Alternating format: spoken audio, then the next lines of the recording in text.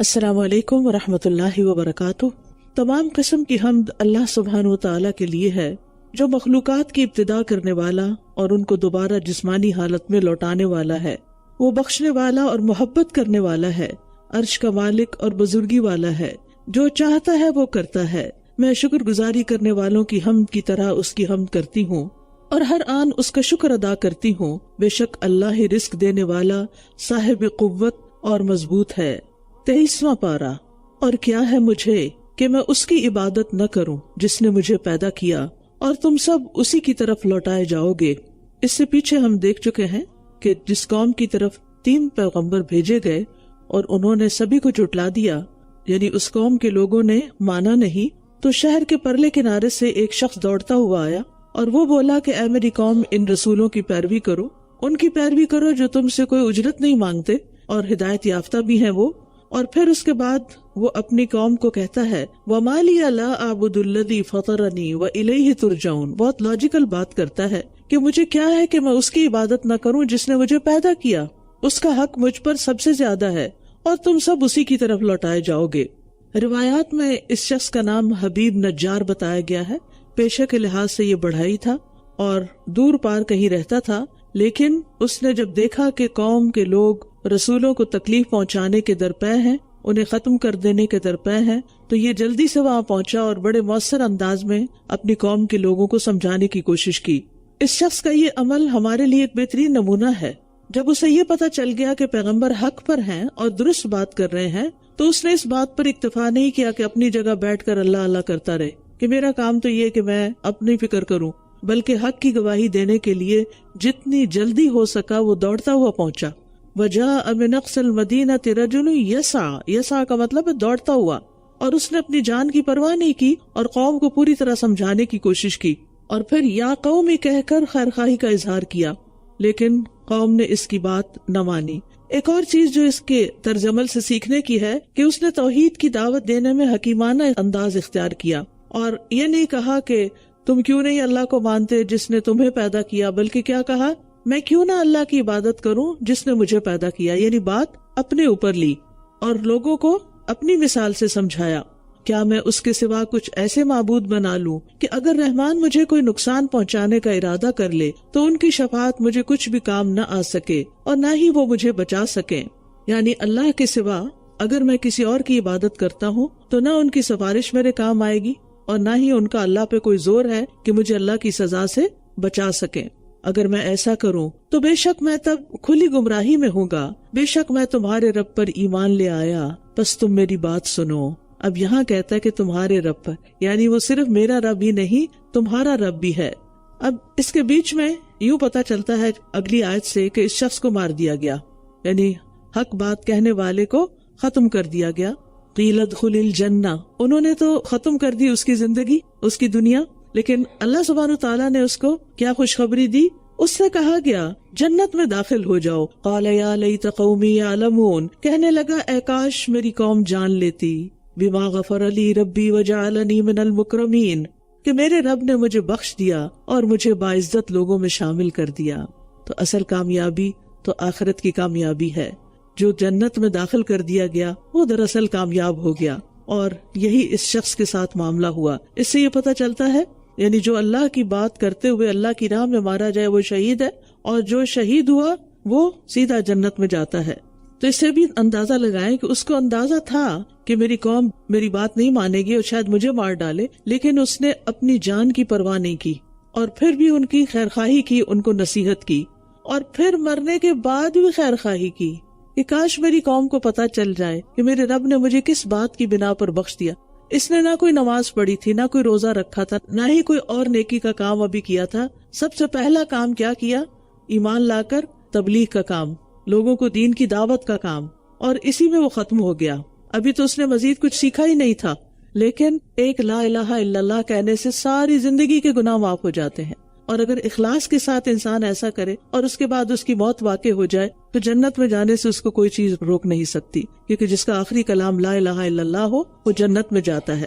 تو مومن ایسا ہی خیرخواہ ہوتا ہے، اور یہی تمنا احد میں جو لوگ شہید ہوئے تھے ان کی تھی کہ ہمارے بعد والوں کو پتہ چل جائے کہ ہم کتنے اچھے حال میں ہیں۔ اور ہمارے لیے سبق کیا ہے کہ لوگوں کی مخالفت کے باوجود، لوگوں کی غلط فہمیوں کے باوجود اور ان کے تکلیف دینے کے باوجود انسان ان کے لیے خیر خواہی کے جذبات ہی دل میں رکھے اور صبر و استقامت کے ساتھ اپنا کام کیے چلے جائے۔ اور اہل مکہ کے لیے اس بات میں پیغام یہ تھا کہ نبی صلی اللہ علیہ وسلم تمہارے لیے ایسے ہی خیر خواہ ہیں جس طرح یہ مرد صالح اپنی قوم کے لیے خیر خواہ تھا۔ اور یہ بھی یاد رکھیے کہ اللہ اپنے دین کا کام کسی سے بھی لے سکتا ہے، ضروری نہیں کہ جن کو بات کہی جا رہی ہو، جو سامنے بیٹھے ہو وہی مانے، ہو سکتا ہے کہ دور بیٹھا ہوا کوئی شخص زیادہ بہتر طور پر بات سمجھ جائے اور وہ کام کر لے جو اللہ سبحانہ وتعالیٰ اس سے چاہتا ہے۔ اس لیے انسان کو کبھی مایوس نہیں ہونا چاہیے کہ میں اتنی محنت کر رہا ہوں اور میری کوئی بات نہیں سنتا۔ ہمیشہ اللہ سبحانہ تعالیٰ سے اچھی توقع رکھنی چاہیے اور اپنے اندر جھانکتے رہنا چاہیے کہ وہاں اخلاص کس درجے پر ہے۔ وما انزلنا على قومه من بعده من جند من السماء وما كنا منزلين، اور ہم نے اس کے بعد اس کی قوم پر آسمان سے کوئی لشکر نہ اتارا اور نہ ہی ہم اتارنے والے تھے۔ یعنی اللہ سبحانہ تعالیٰ کے نزدیک وہ قوم بہت بے وقت تھی، اس کے حقیر ہونے کا اظہار کیا جا رہا ہے کہ ان کو ہلاک کرنے کے لیے آسمان سے فرشتوں کا کوئی لشکر اتارنے کی ضرورت نہیں تھی، بلکہ ایک فرشتے کی چیخ ہی کافی تھی۔ اللہ اپنے مومن بندوں کے لیے فرشتے نازل کرتا ہے جو ان کے دلوں کو مضبوط رکھتے ہیں، اور عذاب دینے والوں کو فرشتے کا ایک پر بھی کافی ہے اور ایک چیخ بھی کافی ہے۔ ان کانت الا صیحۃ واحدۃ فاذا هم خامدون، وہ تو بس ایک زور کی چنگھاڑ ہی تھی، یکا یک وہ سب بجھ کر رہ گئے۔ ہائے افسوس بندوں پر، ان کے پاس جو بھی رسول آیا وہ اس کا مذاق ہی اڑاتے رہے، اور یہ ہر دور میں ہوتا رہا۔ جس نے بھی دین کا پیغام بتایا سنایا، لوگوں نے اس کا مذاق ہی اڑایا۔ کیا انہوں نے دیکھا نہیں کہ ان سے پہلے کتنی ہی امتوں کو ہم نے ہلاک کر دیا، یقیناً وہ ان کی طرف لوٹ کر نہیں آئیں گے، یعنی مرنے کے بعد کوئی بھی دنیا میں واپس نہیں آ سکتا۔ بعض لوگوں کا یہ عقیدہ ہے نا آواگان کا، کہ اگر کوئی شخص اپنی پہلی زندگی میں اچھے کام کرتا ہے تو دوبارہ دنیا میں آتا ہے اچھے روح کی شکل میں، اور اگر برے کام کرتا ہے تو بری صورت میں آتا ہے۔ اس کو عقیدہ تناسخ کہتے ہیں، لیکن مسلمان اس سے اگری نہیں کرتے۔ قیامت کے دن ہی سب دوبارہ اٹھائے جائیں گے، دنیا میں پلٹ پلٹ کے کوئی نہیں آتا، یعنی پچھلا جنم اور نیا جنم اور اگلا جنم یہ ایک ہی جنم ہے مرنے کے بعد، اور وہ ہے قیامت کے دن۔ وَإِن كُلٌّ لَمَّا جَمِيعٌ لَدَيْنَا مُحْضَرُونَ، اور یہ سب کے سب ہمارے پاس حاضر کیے جائیں گے۔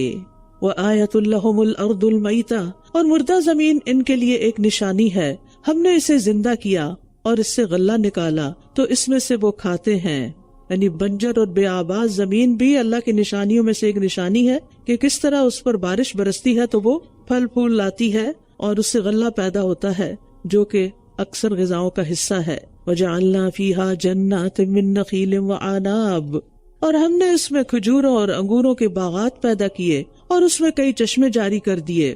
یعنی یہاں دو پھلوں کا ذکر خاص طور پر ہے، انگور اور کھجور، کیونکہ عربوں کے ہاں زیادہ تر یہی دو پھل تھے جو وہاں اگتے تھے، اور عمومی طور پر بھی یہ دونوں پھل بہت ہی زیادہ نیوٹریشس ہیں اور ان میں بہت سے فائدے بھی ہیں۔ اور پھلوں سے پہلے غلے کا ذکر کیا گیا کیونکہ غلہ جو ہے اسٹیپل فوڈ ہے۔ لِيَأْكُلُوا مِن ثَمَرِهِ وَمَا عَمِلَتْهُ أَيْدِيهِمْ أَفَلَا يَشْكُرُونَ، تاکہ وہ اس کے پھل کھائیں اور اس کو ان کے ہاتھوں نے نہیں بنایا، پھر کیوں وہ شکر ادا نہیں کرتے۔ یعنی غلے ہوں، باغات ہوں، چشمے ہوں، یہ کسی کی کوشش اور محنت سے پیدا نہیں ہوتے بلکہ اللہ تعالیٰ پیدا کرتا ہے۔ یعنی اگر اللہ پیدا نہ کرے تو کوئی اپنی محنت سے نہیں اگا سکتا۔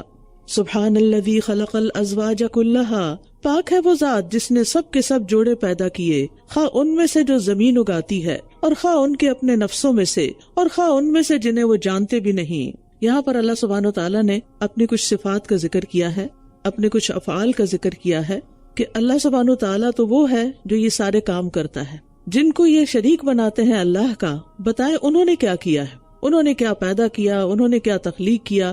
اور پھر خاص یہاں اللہ تعالیٰ کی نشانیوں میں سے ایک نشانی کہ اس نے ہر چیز کو جوڑا جوڑا بنایا، اور اس میں مرد اور عورت کے لیے تو جوڑا ہے ہی، ہر ایک دوسرے کے لیے زوج یا اسپاؤز ہوتا ہے۔ اس کے علاوہ حیوانات میں بھی یہ چیز ہے، حتیٰ کہ نباتات کے اندر، اور یہ کہا جاتا ہے کہ ہر چیز کے اندر جوڑا ہے۔ سورۃ زاریات میں آتا ہے وَمِن كُلِّ شَيْءٍ خَلَقْنَا زَوْجَيْنِ لَعَلَّكُمْ تَذَكَّرُونَ، اور ہر چیز سے ہم نے دو قسمیں بنائی تاکہ تم نصیحت حاصل کرو۔ تو نباتات کے اندر جیسے پودوں میں مثلا کھجور اور انار کے درخت جو ہیں یہ نر بھی ہوتے ہیں اور مادہ بھی ہوتے ہیں، جب پھل لگنے کا موسم ہوتا ہے تو پھر ہوائیں نر درختوں کا بیج اٹھا کر پولینیشن کرتی ہیں، مادہ درختوں کے اوپر ڈالتی ہیں اور اس طرح چیزیں پیدا ہوتی ہیں۔ اسی طرح جامد اشیاء میں بھی، جمادات کے اندر بھی مثبت اور منفی چیزیں ہوتی ہیں، حتیٰ کہ ایٹم کے اندر بھی آپ دیکھیں کہ پازیٹیو نیگیٹو ہوتا ہے، اور اسی طرح بعض اوقات ایک دوسرے کے مخالف چیز کا بھی جوڑا ہوتا ہے، جیسے دھوپ اور سایہ، رات اور دن، اور اسی طرح روشنی اور اندھیرا۔ پھر یہ سلسلہ بہت وسیع ہے، یہاں تک ریسرچ ہو چکی ہے کہ پانی کے اندر بھی یہ چیز پائی جاتی ہے، لیکن تنہا صرف ایک ہی ذات ہے جس کا کوئی جوڑا نہیں، اور وہ ہے اللہ رب العزت کی ذات۔ اور رات بھی ان کے لیے ایک نشانی ہے جس سے ہم دن کو کھینچ لیتے ہیں تو یکایک یہ اندھیرے میں رہ جاتے ہیں، اور سورج اپنے ٹھکانے کی طرف چل رہا ہے۔ یہ اندازہ ہے بہت زبردست خوب علم والے کا، یعنی سورج اپنے وقت یا جگہ کی طرف چلا جا رہا ہے، اور اس کے چلنے اور ٹھہر جانے کا وقت بھی مقرر ہے۔ جب اللہ نے حکم دیا وہ چل پڑا، اور جب اللہ تعالیٰ اس کو حکم دے گا وہ ٹھہر جائے گا، اور اس کے ٹھہرنے کی جگہ بھی مقرر کی ہے۔ وَالْقَمَرَ قَدَّرْنَاهُ مَنَازِلَ حَتَّى عَادَ كَالْعُرْجُونِ الْقَدِيمِ، اور چاند ہم نے اس کی منزلیں مقرر کر رکھی ہیں یہاں تک کہ وہ دوبارہ پلٹ کر کھجور کی سوکھی پرانی شاخ کی طرح ہو جاتا ہے۔ یعنی چاند ہمیشہ ایک شکل میں نہیں رہتا، بلکہ پہلے بڑھتا ہے اور پھر آہستہ آہستہ گھٹتا ہے۔ اللہ تعالیٰ نے اس کی 28 منزلیں مقرر کی ہیں جن میں وہ نظر آتا ہے، پھر 1 یا 2 دن غائب رہ کے دوبارہ طلوع ہو جاتا ہے۔ پہلی رات وہ پتلی ٹیڑھی سی لکیر کی طرح ہوتا ہے جس کی روشنی بھی مدھم ہوتی ہے، پھر بڑھتا ہوا 14ویں رات کو پورا چاند روشن ہو جاتا ہے، پھر گھٹتا ہوا 28ویں رات کو دوبارہ اسی حالت میں پلٹ آتا ہے جس سے اس کا آغاز ہوا تھا، کل ارجون القدیم، جس کو کھجور کی پرانی ٹیڑھی بے رونق ڈنڈی کے ساتھ تشبیہ دی ہے۔ اور لاکھوں سال سے چاند اسی طرح گھٹتا اور بڑھتا ہے، اسی طرح طلوع اور غروب ہوتا ہے۔ تو جو رب ان چیزوں کو اتنے ڈسپلن میں رکھے ہوئے ہے، اس کے لیے انسان کو دوبارہ پیدا کرنا اور اس کا حساب لینا کچھ مشکل نہیں۔ پھر فرمایا الشمس ينبغي لها ان تدرك القمر، سورج کے لائق نہیں کہ وہ چاند کو جا پکڑے، اور نہ رات دن سے سبقت کرنے والی ہے، اور سب کے سب ایک مدار میں تیر رہے ہیں۔ یہ اللہ کی قدرت پر چوتھی دلیل ہے، یعنی چاند کی روشنی کے ظہور کا وقت رات ہے۔ یہ نہیں ہو سکتا کہ رات کو جب چاند چمک رہا ہو تو اچانک سورج بھی طلوع ہو جائے کہیں سے، ایسا نہیں ہوتا۔ اور یہ بھی نہیں ہو سکتا کہ ابھی دن کا کچھ حصہ باقی ہو اور اچانک رات آ جائے۔ ان نشانیوں کا مقصد یہ نہیں کہ کوئی خاص فلکیات کے علوم سکھانا ہے انسان کو، بلکہ انسان کو یہ سمجھایا جا رہا ہے کہ تم جدھر بھی آنکھ کھول کے دیکھو گے وہیں اللہ کی کوئی نہ کوئی نشانی نظر آئے گی جو تمہیں اللہ تعالیٰ کی پہچان کراتی ہے۔ اور خاص طور پر نظام شمسی جو ہے وہ ایک بہت بڑی نشانی ہے، اور اس کا مرکز جو ہے سورج ہے، جو ہماری زمین سے تقریباً 3 لاکھ گنا بڑا ہے۔ یعنی سورج کا حجم جو ہے 3 لاکھ ٹائم ہماری زمینیں بنائیں تو پھر وہ بنے گا۔ اور اسی طرح کہتے ہیں کہ سب سے جو دور کا سیارہ ہے نیپچون، اس کا فاصلہ سورج سے کم از کم 2,79,30,00,000 میل ہے۔ تو اس سے آپ اندازہ لگائیں کہ صرف ہمارا سولر سسٹم جو ہے اس کے اندر جو سیارے ہیں وہ کتنے دور دور پڑے ہوئے ہیں، اور پھر یہ تو بالکل ایک ڈاٹ کی طرح ہے پورے اس سسٹم، بلکہ نظر بھی نہیں آتا۔ اور باقی جو اللہ تعالیٰ نے مخلوقات بنائی ہیں اس سے اللہ تعالیٰ کی عظمت کا اظہار ہوتا ہے۔ اور کہتے ہیں کہ جس کہکشاں میں ہمارا یہ سولر سسٹم شامل ہے اس میں تقریباً 3,000 ملین آفتاب یعنی سورج پائے جاتے ہیں، یعنی 3 ارب سورج۔ یعنی جس گیلیکسی کا حصہ ہے ہمارا سولر سسٹم، یہ صرف ایک سورج ہے، ایسے 3 ارب سورج پائے جاتے ہیں، اور بھی صرف اس ایک گیلیکسی کے اندر۔ اور پھر آپ دیکھیے کہ گیلیکسیز کے بھی کلسٹرز ہیں، اور پھر مزید ان کے آگے اللہ ہی بہتر جانتا ہے۔ وَمَا يَعْلَمُ جُنُودَ رَبِّكَ إِلَّا هُوَ، انسانوں کی نگاہ تو وہاں تک پہنچ ہی نہیں سکتی۔ یہ چھوٹی سی مثال ہے اللہ کی عظمت کو محسوس کرنے کی کہ اللہ سبحانہ تعالیٰ کتنا بڑا رب ہے، یعنی وہ خود کتنا بڑا ہوگا جس نے اتنی بڑی کائنات بنائی ہے جو ساری کی ساری اس کی تسبیح کر رہی ہے۔ وَآیَةٌ لَهُمْ أَنَّا حَمَلْنَا ذُرِّيَّتَهُمْ فِي الْفُلْكِ الْمَشْحُونِ، اور ان کے لیے ایک نشانی یہ ہے کہ بے شک ہم نے ان کی نسل کو بھری ہوئی کشتی میں سوار کیا، اور ہم نے ان کے لیے اس جیسی اور چیزیں پیدا کی جن پر یہ سوار ہوتے ہیں، یعنی کشتی کی طرح اور سواریاں بھی ہیں، یعنی جیسے اونٹ صحرا کا جہاز کہلاتا ہے، اسی طرح کار اور ٹرین اور جہاز، یہ ساری چیزیں جو ہیں جو سواری کے کام آتی ہیں۔ اور پیچھے ہم پڑھ چکے ہیں کہ اللہ تعالیٰ وہ کچھ پیدا کرے گا جو تم جانتے بھی نہیں، اور اگر ہم چاہیں تو انہیں غرق کر دیں، پھر نہ کوئی ان کے لیے فریاد رس ہو اور نہ ہی یہ بچائے جا سکے، مگر ہماری طرف سے رحمت اور ایک مدت تک فائدہ پہنچانا ہے۔ یعنی اللہ سبحانہ تعالیٰ کا احسان ہے کہ اس نے پانی کے اندر یہ صلاحیت پیدا کی کہ اس کے اوپر کشتی چل سکے، بحری جہاز چل سکے، اور پھر کس طرح اللہ تعالیٰ حفاظت کے ساتھ لوگوں کو ساحل تک پہنچا دیتا ہے اتنے بڑے بڑے سمندروں سے گزار کر. اور اگر ہوائی جہاز کو بھی دیکھا جائے تو وہ بھی ایک کشتی ہی کی طرح ہے کہ جو ہوا پہ تیرتا ہوا ایک جگہ سے دوسری ڈیسٹینیشن پہ جا پہنچتا ہے. وَإِذَا قِيلَ لَهُمُ اتَّقُوا مَا بَيْنَ أَيْدِيكُمْ وَمَا خَلْفَكُمْ، اور جب انہیں کہا جاتا ہے کہ ڈرو اس عذاب سے جو تمہارے سامنے ہے اور جو تمہارے پیچھے ہے، شاید کہ تم رحم کیے جاؤ. یعنی اگر تم اس عذاب سے ڈرو گے تو پھر کیا ہوگا؟ اللہ کی رحمت آئے گی. یعنی اللہ کا ڈر اللہ کی رحمت لاتی ہے. اور اللہ کا ڈر کیا ہے؟ کہ اللہ تعالیٰ کا یہ عذاب نہ دے دے.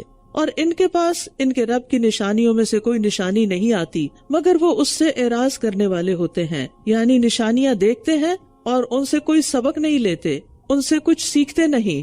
تو ضرورت اس بات کی ہے کہ ان نشانیوں کو ہم صرف ایک انفارمیشن کے طور پر نہ لیں بلکہ ان سے سبق حاصل کریں.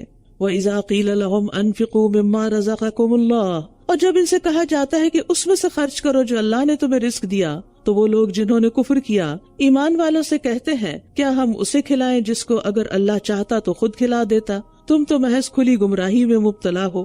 یعنی جب ان سے کہا جاتا کہ اللہ نے تمہیں جو کچھ دیا ہے اس میں سے فقراء اور مساکین کو بھی دو، تو یہ کہتے ہیں اگر اللہ چاہتا تو خود ہی انہیں کھلا دیتا، ہم کیوں کھلائیں؟ اگر اللہ نے ان کو دینے کا ارادہ نہیں کیا تو ہم کیوں دیں؟ یعنی آپ سوچیں کام نہ کرنے کے کیسے کیسے بہانے لوگ تراش لیتے ہیں. اور الٹا وہ مسلمانوں کو گمراہ کہہ رہے تھے، ان انتم الا فی ضلال مبین، تم غلط کر رہے ہو. یعنی نیکی کا کام کرنے والوں کو غلط کہا جا رہا ہے.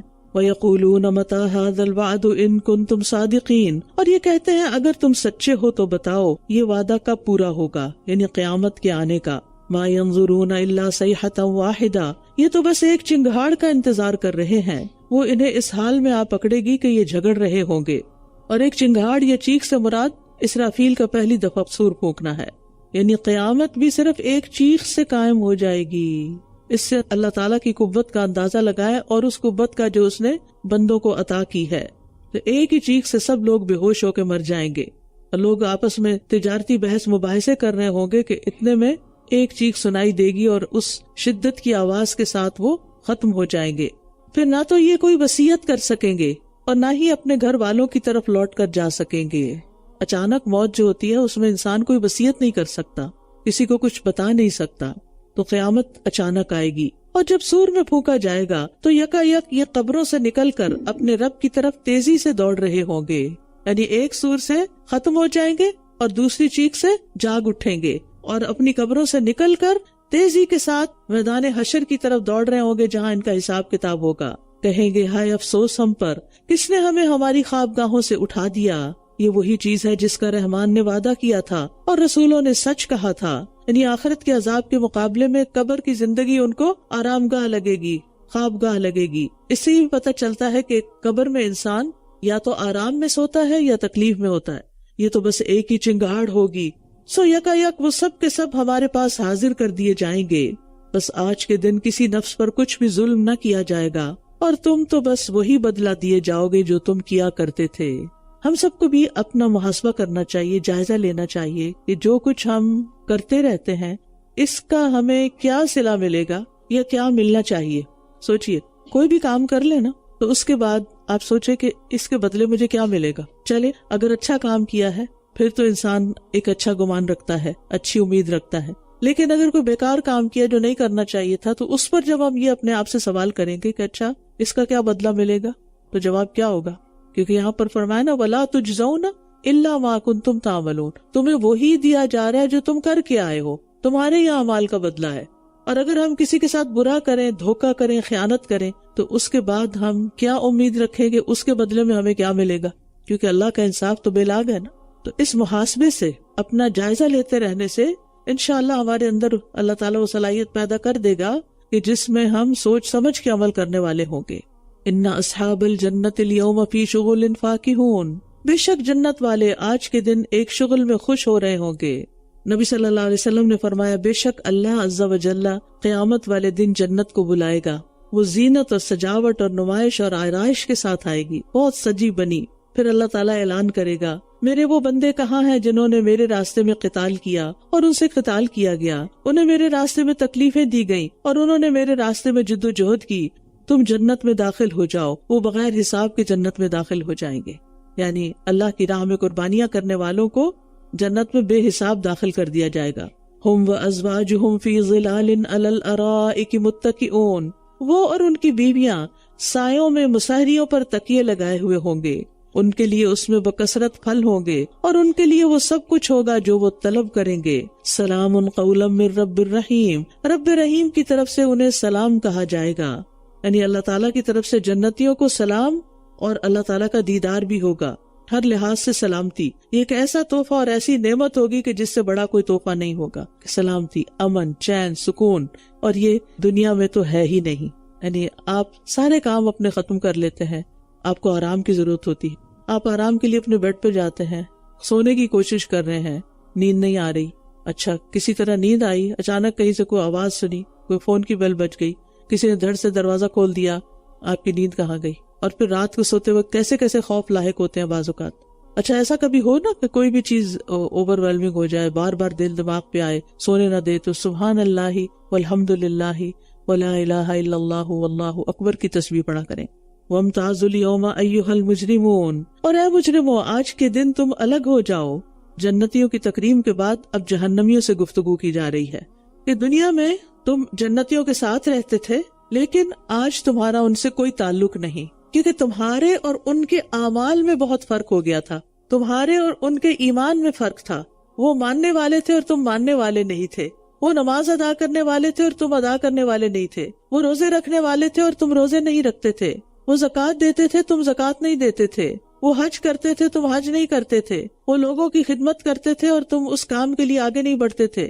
یعنی جنت میں جو کام لے جانے والے ہیں ان کی زندگی اس سے بالکل اپوزٹ تھی. تو بھلے ایک گھر میں رہتے ہوں، ہسبینڈ وائف ہوں، بچے ہوں، اگر اس دین پر نہیں جس کا اللہ نے تقاضا کیا ہے تو پھر یہ محبتیں اور یہ ساتھ صرف دنیا تک کے لیے، آگے ان کو سیپریٹ کر دیا جائے گا.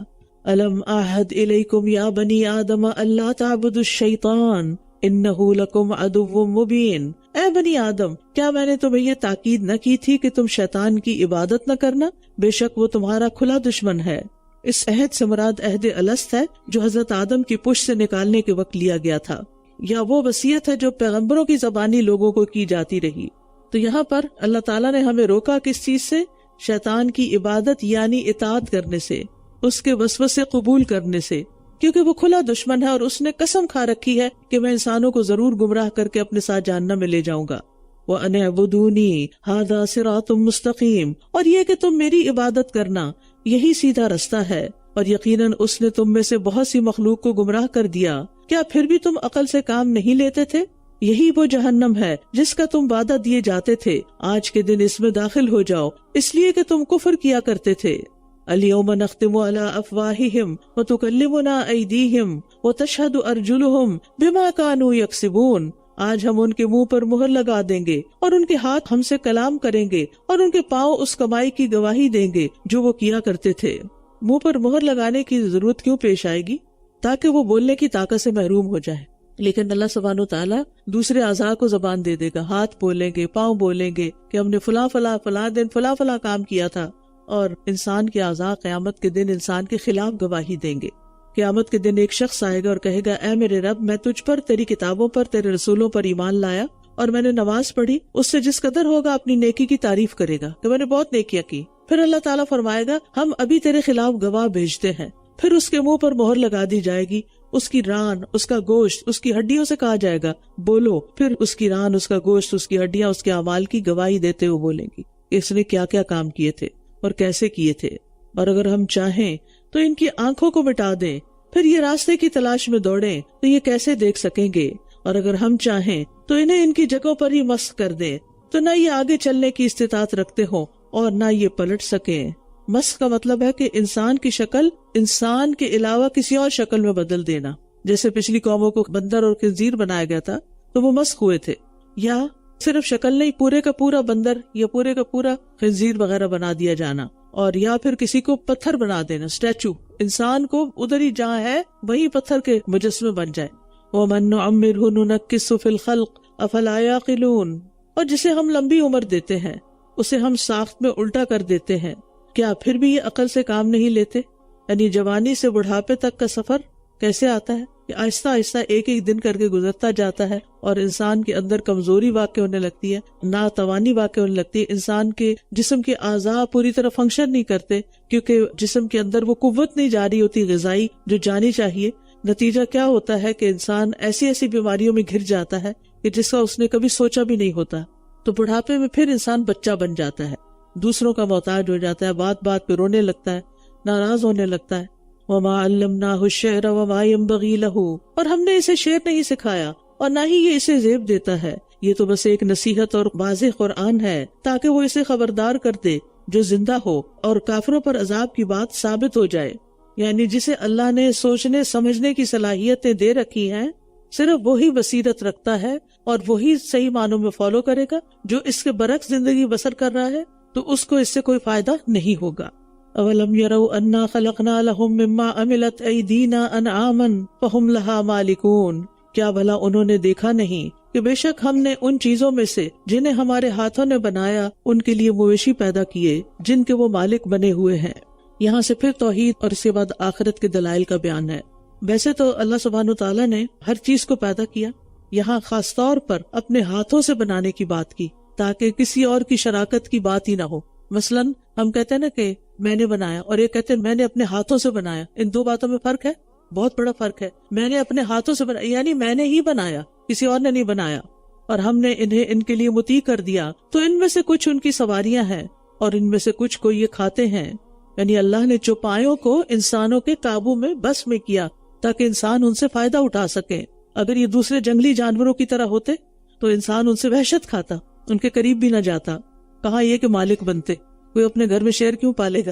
اور ان کے لیے ان میں بہت سے فائدے اور پینے کی چیزیں ہیں، کیا پھر بھی یہ شکر ادا نہیں کرتے؟ یعنی سواری اور گوشت کے علاوہ بھی ان سے بہت سے فائدے حاصل ہوتے ہیں، ان کی کھال، چربی، سینگ، بال، آنتیں، اور ان سے چیزیں بنتی ہیں مختلف، پھر ان سے کھیتی باڑی کی جاتی ہے، ان کی گوبر کی کھاد بنتی ہے، جلانے کے کام آتا ہے، اور اس کے علاوہ بھی انسان کو بہت سی پینے کی چیزیں یعنی بائی پروڈکٹ جو دودھ کے ہیں وہ حاصل ہوتے ہیں۔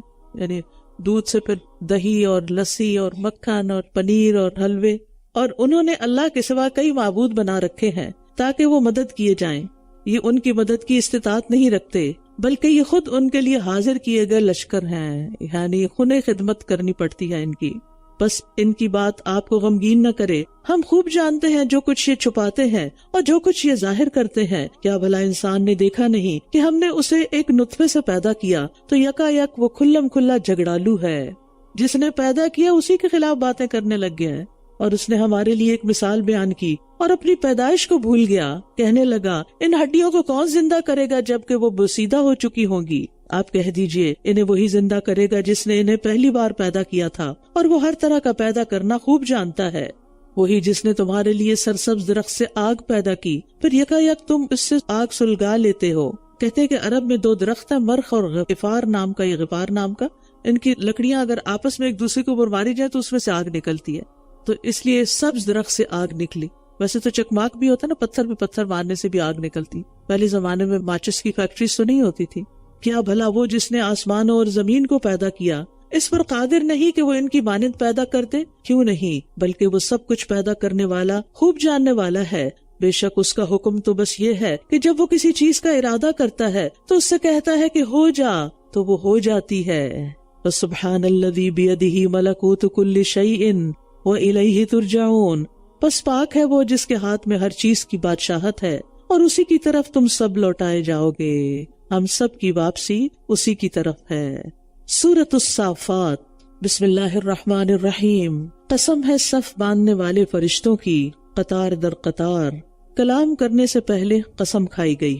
یہ قسم عموماً تاکید کے لیے ہوتی ہے۔ جب سامنے والا کسی بات کا انکار کرے، منکر ہو، تو اس کو سمجھانے کے لیے، اس کو اچھی طرح بتانے کے لیے قسم کھا کے بات کی جاتی۔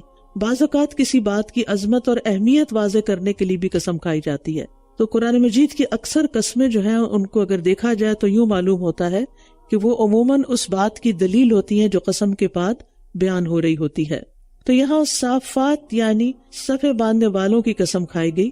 اکثر مفسرین اس سے مراد فرشتے لیتے ہیں۔ فرشتے اپنے رب کے پاس صفوں میں کھڑے ہوتے ہیں۔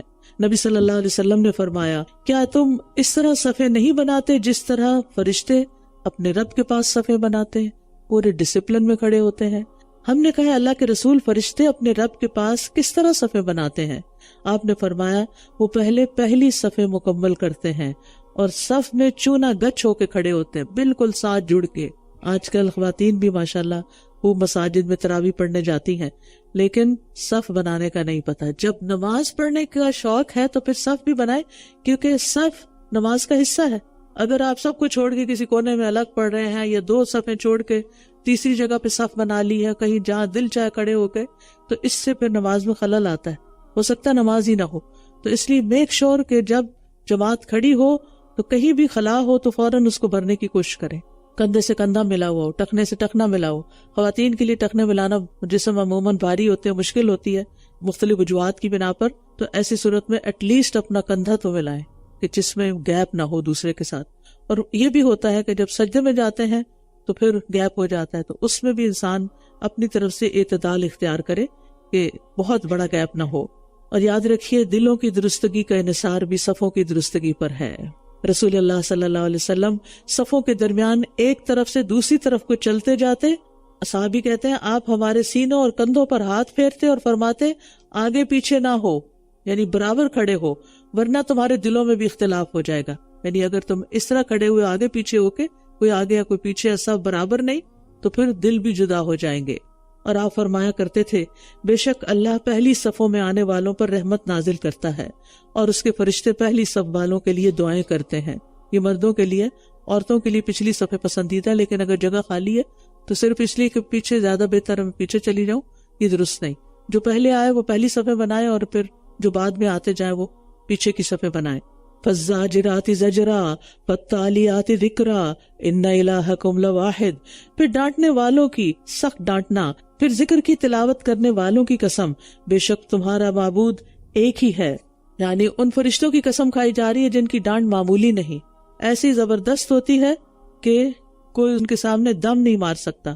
مثلا موت کے فرشتے، اخرجوا انفسکم، ڈانٹ کے کہتے نکالو اپنی جان، کیونکہ روح جو ہے وہ اندر گھوم رہی ہوتی ہے۔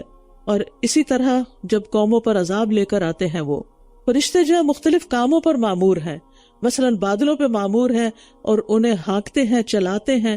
پہاڑوں پر مامور فرشتہ جو ہے، پھر اسی طرح قیامت کے دن بھی جب لوگ قبروں سے نکل کر زمین کے اوپر ہوں گے تو اس وقت بھی صرف ایک ہی ڈانٹ ہوگی، وَإِنَّمَا هِيَ زَجْرَةٌ وَاحِدَةٌ، اور یہ فرشتوں کی ہی ہوگی۔ اور پھر اسی طرح دلوں میں نیکی کا خیال ڈالنے والے بھی فرشتے ہیں، فَالتَّالِيَاتِ ذِكْرًا، ایک اور جگہ پر آتا ہے فَالْمُلْقِيَاتِ ذِكْرًا۔ یہ سب فرشتے گواہ ہیں کس بات کے؟ اِنَّ إِلَٰهَكُمْ لَوَاحِدٌ، کہ تمہارا الہ، تمہارا رب بس ایک ہی الہ ہے۔ اگر ایک سے زیادہ معبود ہوتے تو کائنات قائم ہی نہیں رہ سکتی تھی۔ آسمانوں اور زمین کا اور ان دونوں کے درمیان کی چیزوں کا رب ہے، اور مشرقوں کا رب بھی۔ بے شک ہم نے آسمان دنیا کو ستاروں کی زینت سے مزین کیا، اور ہر سرکش شیطان سے حفاظت کے لیے وہ عالم بالا کے فرشتوں کی باتوں کو کان لگا کر نہیں سن سکتے، بلکہ ہر طرف سے ان پر شہاب پھینکے جاتے ہیں۔ ملائے اعلیٰ سے مراد فرشتوں کی وہ مجلس ہے جو بہت اوپر ہے، اور جو اللہ تعالیٰ کے احکام کی تنفیذ یعنی اس کو نافذ کرنے کے لیے آپس میں گفتگو کرتے ہیں کہ آئندہ فلاں کام کب اور کیسے کرنا ہے۔ یہ ملائے اعلیٰ ہے، یعنی براہ راست جو اوپر سے احکامات لیتے ہیں اور پھر آپس میں ڈسکس کر کے پھر کاموں پہ آ جاتے ہیں۔ اور اسی طرح سرکش شیاطین سے باتیں محفوظ رکھنے کا بھی زبردست انتظام کیا گیا ستاروں کے ذریعے، دحوراً یعنی شیطانوں کو بگانے کے لیے، اور ان کے لیے دائمی عذاب ہے۔ مگر جو اچانک کوئی بات اچک کر لے جائے تو ایک چمکتا ہوا شعلہ اس کا پیچھا کرتا ہے۔ یعنی شیاطین جب آسمان سے کوئی خبریں چوری کرتے ہیں، ملائے اعلیٰ کی بات سننے کی کوشش کرتے ہیں تو ان کے پیچھے شعلے پڑتے ہیں۔ تو آپ ان سے پوچھئے کیا یہ زیادہ سخت ہے پیدائش میں یا وہ جنہیں ہم نے پیدا کیا؟ بے شک ہم نے انہیں چپکنے والی مٹی سے پیدا کیا۔ یعنی اتنی بڑی بڑی مخلوقات کے رب کے لیے دوبارہ انسانوں کو پیدا کرنا کچھ مشکل نہیں، بلکہ آپ نے تعجب کیا اور یہ لوگ مذاق اڑاتے ہیں، اور جب یہ نصیحت کیے جاتے ہیں تو یہ نصیحت قبول نہیں کرتے، اور جب یہ کوئی نشانی دیکھتے ہیں تو خوب مذاق اڑاتے ہیں اور کہتے ہیں کہ یہ تو بس کھلم کھلا ایک جادو ہے۔ یعنی دلائل سے لاجواب ہونے والوں کا رویہ یہی ہوتا ہے کہ جب دلیل کے مقابلے میں دلیل نہیں سوچتی انہیں تو وہ مذاق اڑانا شروع کر دیتے ہیں۔ کیا جب ہم مر جائیں گے اور مٹی اور ہڈیاں ہو جائیں گے تو کیا واقعی ہم ضرور دوبارہ اٹھائے جائیں گے؟ کیا بھلا ہمارے پہلے آباء و اجداد بھی؟ کہہ دیجئے ہاں، اور تم ذلیل و خوار بھی ہوگے، بے شک وہ تو بس ایک ہی ڈانٹ ہوگی تو یکا یک یہ دیکھ رہے ہوں گے اور کہیں گے ہائے افسوس ہم پر، یہ تو بدلے کا دن ہے، یہ وہی فیصلے کا دن ہے جسے تم جھٹلایا کرتے تھے۔ اکٹھا کر دو ان سب کو جنہوں نے ظلم کیا اور ان کے ساتھیوں کو بھی اور انہیں بھی جن کی یہ عبادت کیا کرتے تھے اللہ کے سوا، پس جہنم کے راستے کی طرف ان کی رہنمائی کر دو۔ اب یہاں پر ظالم اور ان کی ازواج سے مراد بیویاں بھی ہو سکتی ہیں، اور اسی طرح ازواج سے مراد وہ جوڑے یا ان لوگوں کے گروہ جو ایک جیسے جرم کرتے تھے، جیسے قاتلوں کو اکٹھا کر دیا جائے، زانیوں کو اکٹھا کر دیا جائے، مشرکوں کو اکٹھا کر دیا جائے، یعنی قیامت کے دن ایک جیسے عمل کرنے والے لوگ ایک جگہ ہوں گے، قرآن والے قرآن والوں کے ساتھ اکٹھے ہوں گے انشاءاللہ۔ تو آپ سوچ لیجئے کہ سب سے زیادہ آپ کی زندگی میں کیا چیز اہم ہے اور سب سے زیادہ کس بنا پر آپ کی دوستی ہے، یعنی قرآن کی بنا پر یا دنیا کے کسی مقصد کی بنا پر۔ قتادہ کہتے ہیں ہر وہ شخص جس نے ان کے عمل جیسے عمل کیے ہوں گے وہ انہی کے ساتھ ہوں گے، لائک مائنڈڈ۔ وقفوہم انہم مسئولون، اور انہیں ٹھہراؤ بے شک یہ باز پرس کیے جائیں گے، یعنی پل صراط کے پاس ان سے پوچھا جائے گا ان کے تمام اقوال اور افعال کے بارے میں۔ ما لکم لا تناصرون، تمہیں کیا ہو گیا ہے کہ تم ایک دوسرے کی مدد نہیں کرتے، بلکہ آج یہ سب فرما بردار بنے ہوئے ہیں، اور یہ ایک دوسرے کی طرف متوجہ ہو کر آپس میں سوال جواب کریں گے، کہیں گے بے شک تم تو ہمارے پاس ہماری دائیں جانب سے آتے تھے۔ یمین کا مطلب دایاں ہاتھ بھی ہوتا ہے، اگر دایاں ہاتھ مراد ہے تو قوت مراد ہوگی کہ قوت سے آتے تھے، زور زبردستی کر کے ہمیں گمراہ کرتے۔ اور یمین کا مطلب اگر قسم لیا جائے تو مطلب یہ ہے کہ تم قسمیں کھا کھا کر اپنے آپ کو ہمارا خیر خواہ ظاہر کرتے تھے اور ہمیں اپنے رستے پر لے گئے۔ وہ کہیں گے بلکہ تم ایمان والے ہی نہ تھے اور ہمارا تم پر کوئی زور نہ تھا، بلکہ تم خود ہی سرکش لوگ تھے، بس ہم پر ہمارے رب کی بات سچ ثابت ہو گئی، بے شک ہم ضرور عذاب کا مزہ چکھنے والے ہیں، سو ہم نے تمہیں بہکایا، بے شک ہم خود ہی بہکے ہوئے تھے، بے شک یہ سب اس دن عذاب میں باہم شریک ہوں گے، بے شک ہم مجرموں کے ساتھ اسی طرح کا سلوک کرتے ہیں۔ بے شک یہ ایسے لوگ تھے جب ان سے کہا جاتا تھا کہ اللہ کے سوا کوئی معبود نہیں تو یہ تکبر کرتے تھے اور کہتے تھے کیا ہم اپنے معبودوں کو ایک مجنون شاعر کی خاطر چھوڑ دیں، بلکہ وہ تو حق لے کر آیا ہے اور اس نے سب رسولوں کی تصدیق کی ہے، یقیناً تم ضرور دردناک عذاب کا مزہ چکھنے والے ہو، اور تم صرف اسی کا بدلہ دیے جاؤ گے جو تم کیا کرتے تھے، سوائے اللہ کے خالص کیے ہوئے بندوں کے۔ اولئک لہم رزق معلوم فواکہ وہم مکرمون فی جنات النعیم، یہی وہ لوگ ہیں جن کے لیے طے شدہ رزق ہے، ہر قسم کے پھل، اور وہ عزت و اکرام دیے جائیں گے نعمتوں کے باغات میں، راحتوں کے باغات میں، فی جنات النعیم۔ یاد رکھیے جنت میں چیزیں لذت کے لیے ہوں گی، پیٹ بھرنے کے لیے نہیں، وہاں کے تمام کھانے حتیٰ کہ گوشت وغیرہ بھی مزے کے لیے ہوگا، کیونکہ جنت میں نہ کسی کو بھوک لگے گی نہ پیاس، جو دل چاہے گا کھائیں گے لیکن اس کو انجوائے کریں گے۔ دنیا میں تو یہ ہوتا ہے نا، جب بھوک پیاس نہیں ہوتی اور کوئی کچھ آفر کرے تو دل گھبرا جاتا ہے کہ نہیں اب اور نہیں کھا سکتے، دل نہیں ہے۔ اور پھر آپ دیکھیے کہ اتنی خوبصورت بات کی گئی، وہم مکرمون، یعنی لذتیں صرف کھانے پینے، عیش و آرام، اچھے گھر میں رہنے سے نہیں ملتی، بلکہ انسان کی ایک اور ضرورت بھی ہوتی ہے، اور وہ ہے عزت۔ مثلاً اگر ایک خاتون کسی ایسے گھر میں بیاہی گئی جہاں دنیا کی ہر نعمت ہے لیکن اس بچی کی عزت نہیں، تو اس کو کوئی چیز اچھی نہیں لگے گی، اور ہو سکتا ہے وہ سارے مال و دولت چھوڑ کے واپس چلی جائے، کیونکہ اس کو کوئی عزت دینے والا نہیں، اس کی کوئی قدر کرنے والا نہیں۔ جنت کا مزہ کس چیز میں ہے کہ وہاں باقی نعمتیں تو ہوں گی ہی، ساتھ عزت بھی ہوگی، وہم مکرمون۔ اور جنت کے کھانوں کا تو کیا ہی کہنا۔ عتبہ بن ابی سلمہ کہتے ہیں میں رسول اللہ صلی اللہ علیہ وسلم کے ساتھ بیٹھا ہوا تھا، ایک اعرابی آیا تو اس نے کہا اللہ کے رسول، میں نے آپ کو جنت کے ببول نامی درخت کا تذکرہ کرتے ہوئے سنا ہے، میرا خیال ہے کہ وہ تو ہمارے ہاں سب سے زیادہ کانٹوں والا درخت ہے۔ رسول اللہ صلی اللہ علیہ وسلم نے فرمایا جنت میں اس درخت کے ہر کانٹے کے بدلے خصی بکرے کے خصیے کی طرح کی ایک چیز پیدا ہوگی، اس میں 70 رنگ کے کھانے ہوں گے، یعنی ایک کانٹے کی جگہ، اور ہر ایک کا رنگ دوسرے کے رنگ سے مختلف ہوگا، ہر کھانا ڈفرنٹ کلر کا ہوگا۔ اس سے آپ اندازہ لگائیں کہ پھر جنت کیسی جگہ ہوگی۔ جنت میں بڑے بڑے پھل بھی ہوں گے، اور انگور کے ایک دانے کی جو موٹائی ہوگی وہ اتنی زیادہ ہوگی کہ اس سے اگر رس نچوڑا جائے تو ڈول بھر جائے۔ تختوں پر آمنے سامنے بیٹھے ہوں گے، ان پر جاری چشمے سے بھرا ہوا شراب کا ساغر پھرایا جائے گا، یعنی وہاں کسی کے دل میں ایک دوسرے سے کوئی حسد، بغض، عداوت نہیں ہوگی، کیونکہ جس سے کوئی نفرت ہوتی ہے یا ناراضگی ہوتی ہے انسان اس کی طرف دیکھتا نہیں۔ جنت میں لوگ ایک دوسرے سے منہ موڑ کے نہیں بیٹھے ہوں گے، پیٹھ پھیر کے نہیں بیٹھے ہوں گے، بلکہ آمنے سامنے ہوں گے۔ اب یہ جنت کی نعمتوں میں سے ایک اور نعمت ہے کہ انسان کے لیے اس کے دوست بھی ہوں گے اور ان کے ساتھ وہ بیٹھ کے بات چیت بھی کرے گا۔ جیسے آپ دیکھیں نا کہ آپ کے گھر میں کوئی مہمان آتا ہے، کوئی دوست آتا ہے، آپ اس کو اپنے سٹنگ روم میں لے جاتے ہیں، ڈرائنگ روم میں لے جاتے ہیں اور پھر آرام دہ نشستوں پر آمنے سامنے بیٹھ کے خوب بات چیت کرتے ہیں، تو آپ انجوائے کرتے ہیں، کچھ کھانا پینا بھی ہو رہا تو کچھ بات چیت بھی۔ تو جنت میں بھی اسی طرح سب ایک دوسرے کے سامنے بیٹھ کر بات چیت بھی کریں گے، محبت کا اظہار کریں گے، کھائیں پیئیں گے، انجوائے کریں گے۔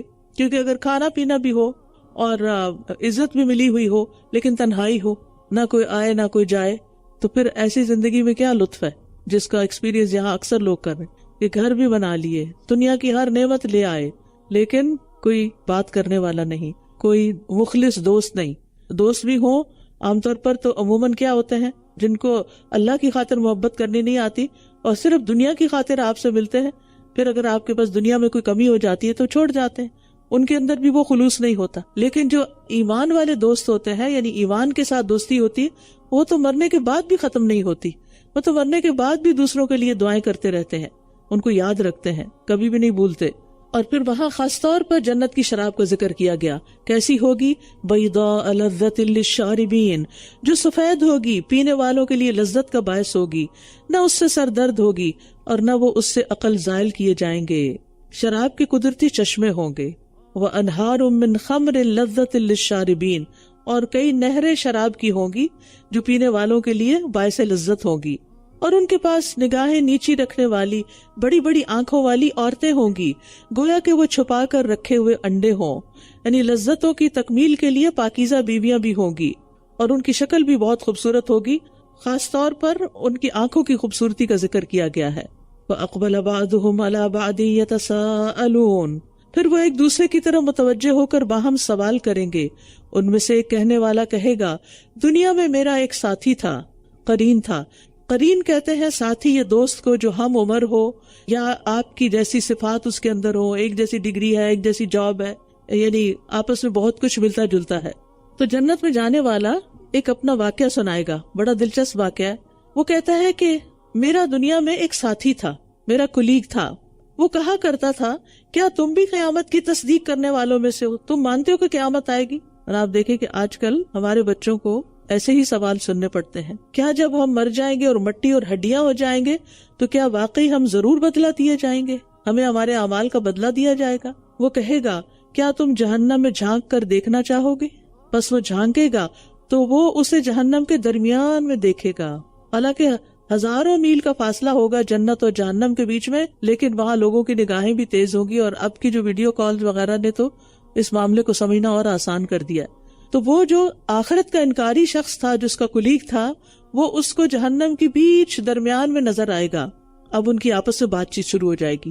قالت اللہ ان کدت لتردین، وہ کہے گا اللہ کی قسم قریب تھا کہ تو مجھے بھی ہلاک کر دیتا، یعنی میرا بھی عقیدہ بگاڑ دیتا، اور اگر میرے رب کا فضل نہ ہوتا تو ضرور میں بھی جہنم میں حاضر کیے جانے والوں میں سے ہوتا۔ اور کس طرح اللہ نے اس کو بچا لیا۔ تو جنتیوں کا اپنے ثابت قدم رہنے پر اللہ کا احسان یاد کرنا سمجھ میں آتا ہے، اور پھر وہ اپنی جنت کی نعمتوں پر خوش ہوگا۔ تو یاد رکھیے کہ بری دوستی کے نتائج بھی برے ہوتے ہیں، اور انسان اپنے دوست کے دین پر ہوتا ہے اور اپنے ہی سرکل سے انفلوئنس ہو جاتا ہے، جن لوگوں کے اندر وہ اٹھتا بیٹھتا ہے۔ پھر اسے کہے گا افما نحن بمیتین، کیا بھلا ہم کبھی مرنے والے نہیں؟ یعنی اب اس کے بعد موت نہیں، جنت میں جانے والوں کو بھی اور جہنم میں جانے والوں کو بھی، سوائے ہماری پہلی موت کے، اور ہم عذاب دیے جانے والے بھی نہیں۔ ان ھذا لہو الفوز العظیم لمثل ھذا فلیعمل العاملون، یقیناً یہ بہت بڑی کامیابی ہے، ایسی کامیابی کے لیے عمل کرنے والوں کو عمل کرنا چاہیے۔ اذالک خیر نزلا ام شجرۃ الزقوم، کیا یہ مہمانی بہتر ہے یا تھور کا درخت، زقوم کا درخت؟ بے شک ہم نے اسے ظالموں کے لیے ایک فتنہ بنا رکھا ہے، بے شک وہ ایسا درخت ہے جو جہنم کی تہ سے نکلتا ہے، اس کے خوشے ایسے ہیں گویا کہ وہ شیطانوں کے سر ہوں۔ یعنی جہنمیوں کی مہمانی کے لیے زقوم کا درخت ہے، یعنی انتہائی ناگوار اس کی بو ہے اور انتہائی ناگوار ذائقہ ہے، لیکن وہی ان کو کھانے کو ملے گا، اور اسے شیطان کے سر سے تشبیہ بھی دی گئی۔ بعض مفسرین نے کہا کہ اس سے مراد شیطان کا لفظ سانپ کے لیے بھی استعمال ہوتا ہے، تو جیسے سانپوں کے سر ہوتے ہیں اس طرح وہ بھی اس درخت کے اندر پھل ہوں گے۔ فَإِنَّهُمْ لَآكِلُونَ مِنْهَا فَمَالِئُونَ مِنْهَا الْبُطُونَ، بس بے شک یہ ضرور اس میں سے کھانے والے ہیں، پھر اس سے پیٹ بھرنے والے ہیں۔ یعنی اگرچہ انتہائی کڑوا اور انتہائی کانٹوں بھرا اور گندا سا پھل ہوگا، لیکن پھر انہیں بھوک بھی اتنی ستائے گی کہ وہ وہی کھائے چلے جائیں گے۔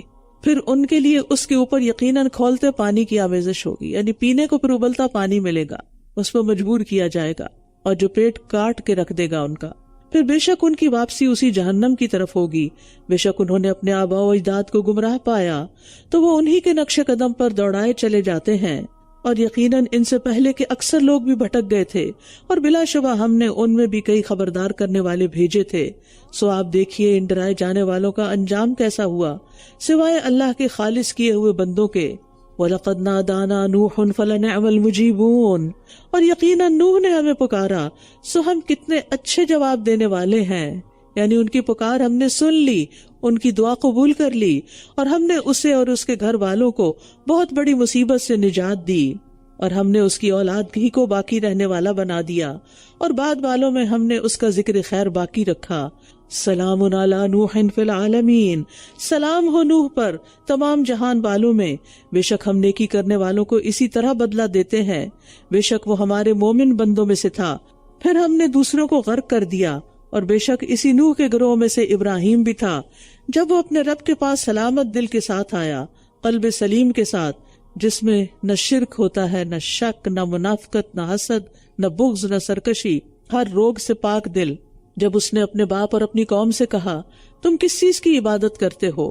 کیا تم اللہ کو چھوڑ کر گھڑے ہوئے معبودوں کو چاہتے ہو، یعنی جن کو تمہارے ہاتھوں نے خود گڑھ لیا ہے؟ تو رب العالمین کے بارے میں تمہارا کیا گمان ہے؟ تو اس نے ستاروں کی طرف ایک نظر دیکھا، پھر کہنے لگا بے شک میں تو بیمار ہوں۔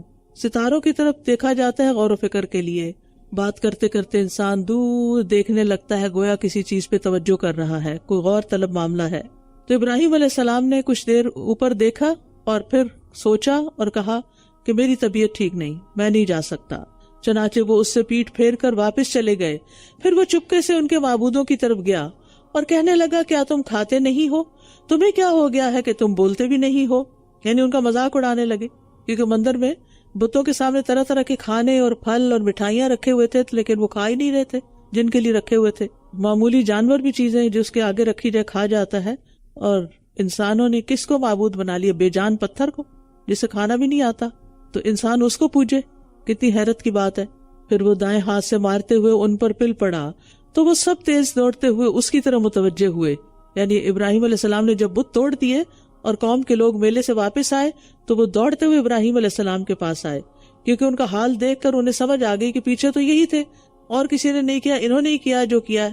اس نے کہا کیا تم ان کی عبادت کرتے ہو جنہیں تم خود تراشتے ہو، حالانکہ اللہ ہی نے تمہیں پیدا کیا ہے، اور اسے بھی جو تم کرتے ہو۔ انہوں نے کہا اس کے لیے ایک عمارت بناؤ، پھر اسے دہکتی ہوئی آگ میں ڈال دو۔ تو انہوں نے اس کے ساتھ ایک چال چلنے کا ارادہ کیا، مگر ہم نے انہی کو سب سے نچلا کر دیا۔ اس نے کہا بے شک میں تو اپنے رب کی طرف جانے والا ہوں، وہ ضرور میری رہنمائی کرے گا۔ یعنی جب کسی جگہ پر اب رہنا مشکل ہو جائے دین کی وجہ سے تو پھر ہجرت کی جاتی ہے۔ تو ابراہیم علیہ السلام اب اپنے وطن سے نکل کھڑے ہوئے ہیں، کہتے ہیں میں جا رہا ہوں، میرا رب مجھے بتائے گا کہ میں نے کس طرف کو جانا ہے، جہاں میں اپنے رب کی عبادت کر سکوں، توحید پر قائم رہ سکوں۔ تو جب وہ نکلے تو ان کے ساتھ ان کی بیوی سارہ اور ان کے بھتیجے لوط بھی تھے۔ ربی حب لی من الصالحین فبشرناہ بغلام حلیم، اے میرے رب مجھے صالحین میں سے ایک بچہ عطا کر۔ تو ہم نے اسے ایک بہت بردبار لڑکے کی خوشخبری دی، صرف بیٹے کی نہیں، غلام حلیم۔ حلم میں کیا چیزیں شامل ہوتی ہیں؟ صبر، اچھا اخلاق، حوصلے کی وسعت اور زیادتی کرنے والوں سے درگزر۔ تو اللہ تعالیٰ نے ان کی دعا قبول کر لی اور ان کو اسماعیل علیہ السلام عطا کیے۔ پھر جب وہ اس کے ساتھ دوڑ دھوپ کی عمر کو پہنچا، کہا اے میرے بیٹے، بے شک میں نے خواب میں دیکھا ہے کہ میں تمہیں ذبح کر رہا ہوں، تو بتاؤ تمہاری کیا رائے ہے؟ اس نے کہا اے میرے ابا جان، جو آپ کو حکم دیا گیا ہے کر ڈالیے، انشاءاللہ آپ ضرور مجھے صبر کرنے والوں میں سے پائیں گے۔ ابراہیم علیہ السلام جب نکلے تو راستے میں ان کو ایک مشکل پیش آئی، ایک بادشاہ نے جو کہ ہر مسافر کے ساتھ اگر اس کی بیوی ہوتی یا کوئی خوبصورت ہوتی تو اس کو پکڑ لیتا اور اس کے ساتھ برائی کرتا. تو حضرت سارہ اور حضرت ابراہیم بھی اس مشکل کا شکار ہوئے، لیکن اللہ سبحانہ وتعالیٰ نے حضرت سارہ کو بچا دیا، اور واپسی پر پھر ان کو اس بادشاہ نے ایک کنیز دی جس کا نام ہاجر تھا. ان کو یعنی اپنے ساتھ فلسطین لے گئے، لیکن دونوں بیویوں کے درمیان آپس میں رہنا دونوں کا اکٹھے مشکل تھا.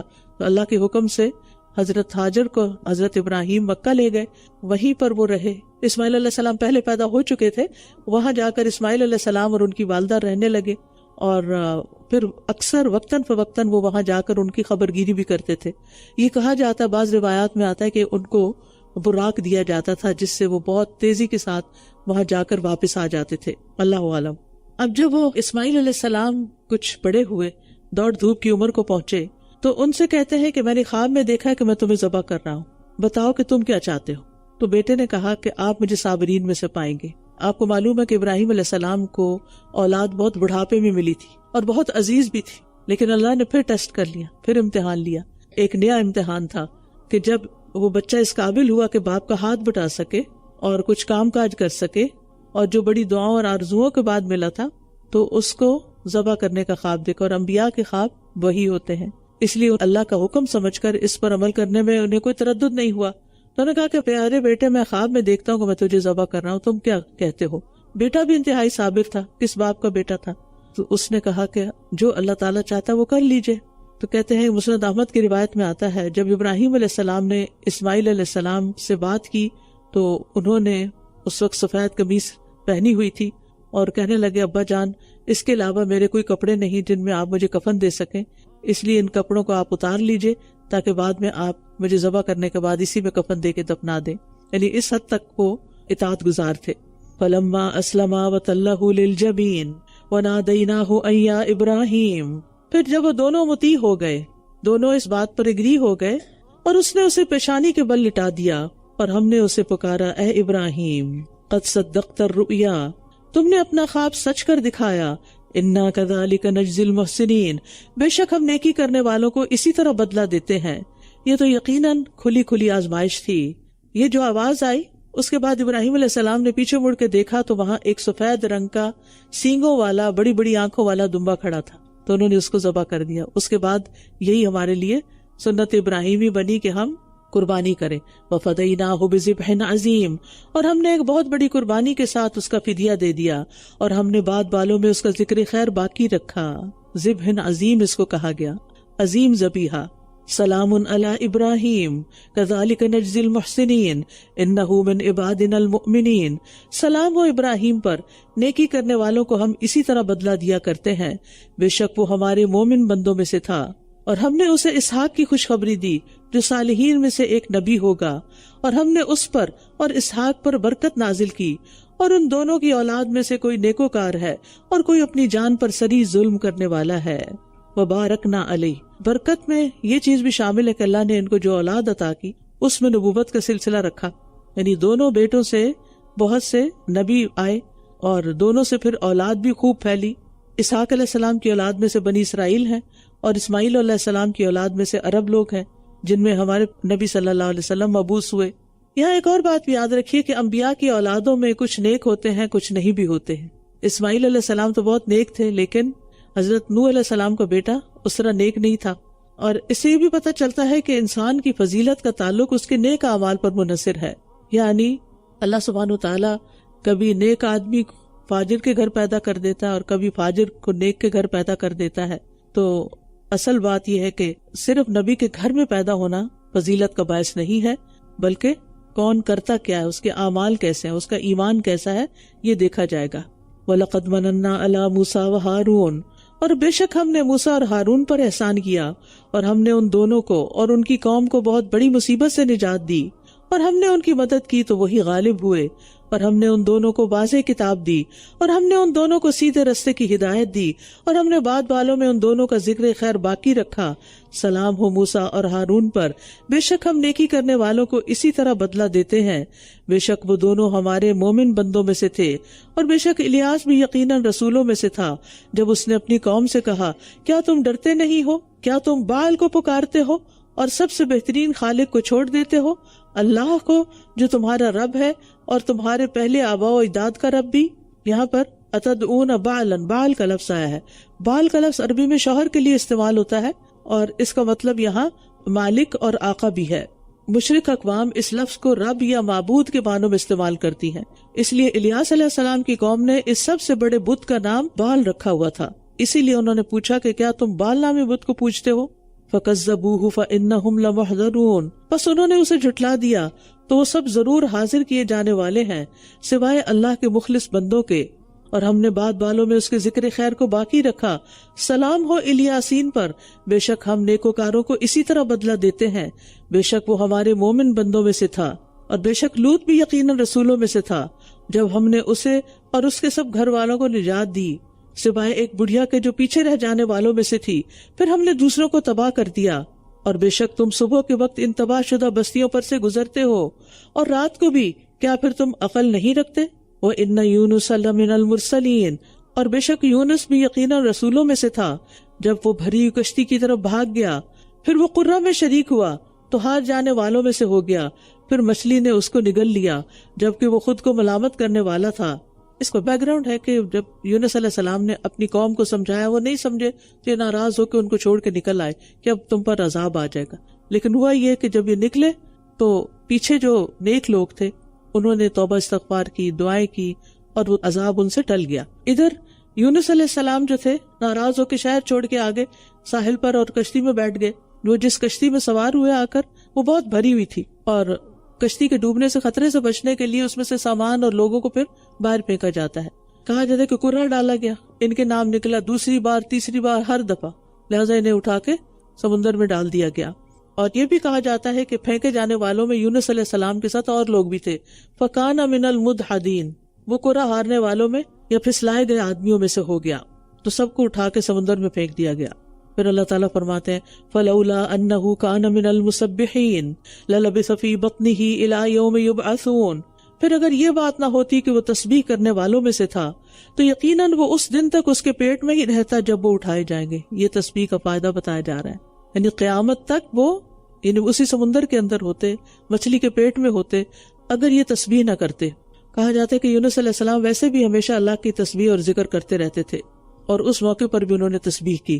یعنی اس کے دونوں معنی کیے جاتے ہیں، یعنی ایک تسبیح ہے لا الہ الا انت سبحانک انی کنت من الظالمین، یہ تو انہوں نے کی تھی، لیکن وہ عام حالات میں بھی اللہ کی بڑی تسبیح کرتے تھے، تو اس تسبیح نے ان کو بچا لیا، اس کو اللہ نے قبول کر لیا۔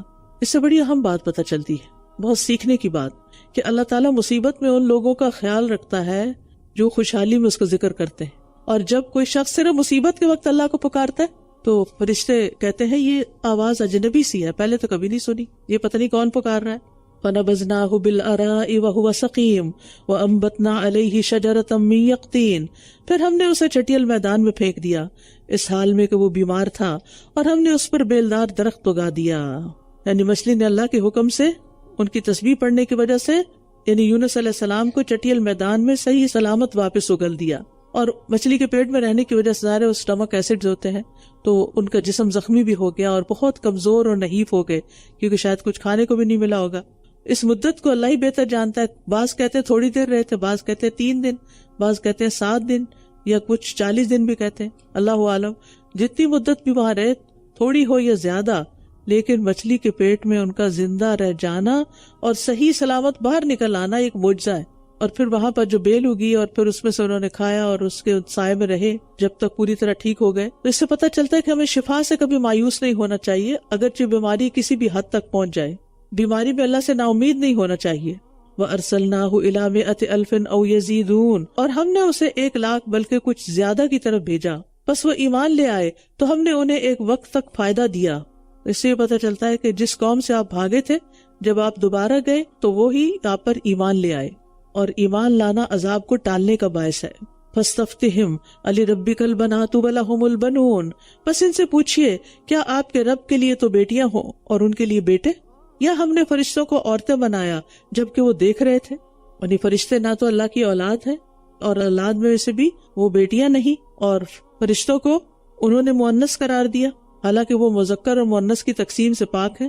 الا انہم من افکہم لیقولون، خبردار، بے شک یہ اپنے من گھڑت خیال سے ہی کہتے ہیں کہ اللہ کی اولاد ہے، اور یقیناً وہ جھوٹے ہیں۔ کیا اس نے بیٹوں کے مقابلے میں بیٹیوں کو چن لیا؟ تمہیں کیا ہو گیا ہے؟ تم کیسے فیصلے کرتے ہو؟ افلا تذکرون، کیا پھر بھی تم نصیحت حاصل نہیں کرتے؟ یا تمہارے پاس کوئی واضح دلیل ہے تو لے آؤ اپنی کتاب اگر تم سچے ہو۔ اور انہوں نے اس کے اور جنوں کے درمیان ایک رشتہ داری بنا لی ہے، حالانکہ جنوں نے جان لیا تھا کہ بے شک وہ ضرور حاضر کیے جائیں گے، یعنی ان کا تعلق جنات وغیرہ سے اور جادو سے بہت تھا۔ سبحان اللہ عما یصفون الا عباد اللہ المخلصین، پاک ہے اللہ ان باتوں سے جو یہ بیان کرتے ہیں سوائے اللہ کے ان بندوں کے جو چنے ہوئے ہیں، یعنی اللہ کے مخلص بندے ایسی باتیں نہیں کہتے، اور مخلص بندے جہنم میں بھی نہیں جائیں گے انشاءاللہ۔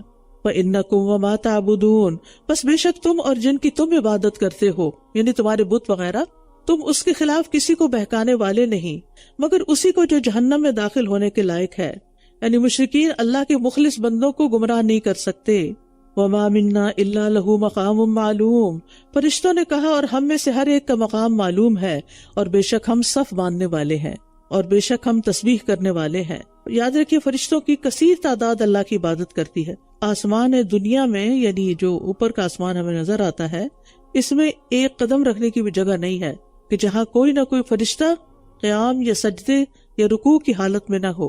تو اس سے پتہ چلتا ہے کہ فرشتے کیسی عبادت کرتے ہیں اور باقی وقت میں اپنی ڈیوٹیاں سر انجام دیتے ہیں۔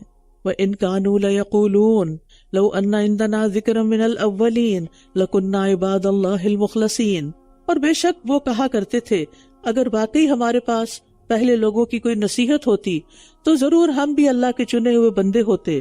ذکر سے مراد کتاب یا پھر پیغمبر۔ سو انہوں نے اس کا انکار کر دیا، بس ان قریب وہ جان لیں گے، اور یقیناً ہمارے بھیجے ہوئے بندوں کے لیے پہلے ہی ہماری بات طے ہو چکی ہے۔ کیا بات؟ کہ اللہ ان کی مدد ضرور کرے گا۔ انہم لہم المنصورون، کہ بے شک وہ مدد کیے جائیں گے، اور بے شک ہمارا لشکر ہی غالب آنے والا ہے۔ تو آپ ایک وقت تک ان سے منہ پھیر لیجئے۔ یاد رکھیے مدد صرف پیغمبروں کی نہیں ہوگی، ان کے فالوورز کی بھی ہوگی۔ مومن اگر دنیاوی لحاظ سے کسی سے مغلوب ہو بھی جائے تو اپنے ایمان کی وجہ سے وہ غالب ہی ہوتا ہے، وہ بڑا ہی ہوتا ہے، اور آپ انہیں دیکھتے رہیے، پس ان قریب وہ بھی دیکھ لیں گے۔ کیا پھر وہ ہمارے عذاب کو جلدی مانگ رہے ہیں؟ پھر جب وہ ان کے صحن میں اترے گا تو خبردار کیے گئے لوگوں کی صبح بہت بری ہوگی۔ وَتَوَلَّ عَنْهُمْ حَتَّى حِينٍ وَأَبْصِرْ فَسَوْفَ يُبْصِرُونَ، آپ ایک وقت تک ان سے منہ پھیر لیجئے اور دیکھتے رہیے، پس ان قریب یہ بھی دیکھ لیں گے۔ یعنی تاکید کے لیے یہ بات دوبارہ دہرائی گئی ہے تاکہ آپ صلی اللہ علیہ وسلم کو تسلی ہو اور شاید کفار عبرت حاصل کر لیں، مسلمان ہو جائیں۔ سبحان ربک رب العزت عما یصفون، پاک ہے آپ کا رب جو بہت عزت والا رب ہے ہر اس چیز سے جو وہ بیان کر رہے ہیں۔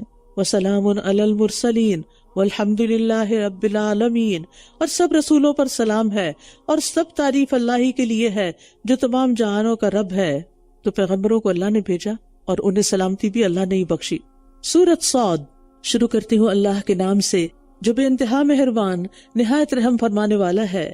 صاد، نصیحت والے قرآن کی قسم، بلکہ وہ لوگ جنہوں نے کفر کیا وہ تکبر اور مخالفت میں پڑے ہوئے ہیں۔ یاد رکھیے قرآن ذکر والا ہے، اس کے ذریعے یاد دہانی کرائی جاتی ہے ان باتوں کی جو لوگوں کو دنیا اور آخرت کی زندگی میں فائدہ دیتی ہیں۔ یہ ہمارے لیے سب سے بڑی نصیحت ہے، سب سے بڑا واعظ ہے، اور اسی طرح ان لوگوں کے لیے شرف اور مرتبے والا ہے جو اس پر عمل پیرا ہوتے ہیں، یعنی شرف اور مرتبہ حاصل ہوتا ہے ان کو جو قرآن پر عمل کرتے ہیں، اور نہ سمجھنے والے مخالفت کا شکار ہوتے ہیں۔ ہم نے ان سے پہلے کتنی ہی امتیں ہلاک کر دی تو انہوں نے مدد کے لیے پکارا اور وہ وقت بچ نکلنے کا نہ تھا، یعنی عذاب دیکھ کر ایمان لانا فائدہ نہیں دیتا، اور انہوں نے تعجب کیا کہ ان کے پاس انہی میں سے ایک ڈرانے والا آ گیا ہے۔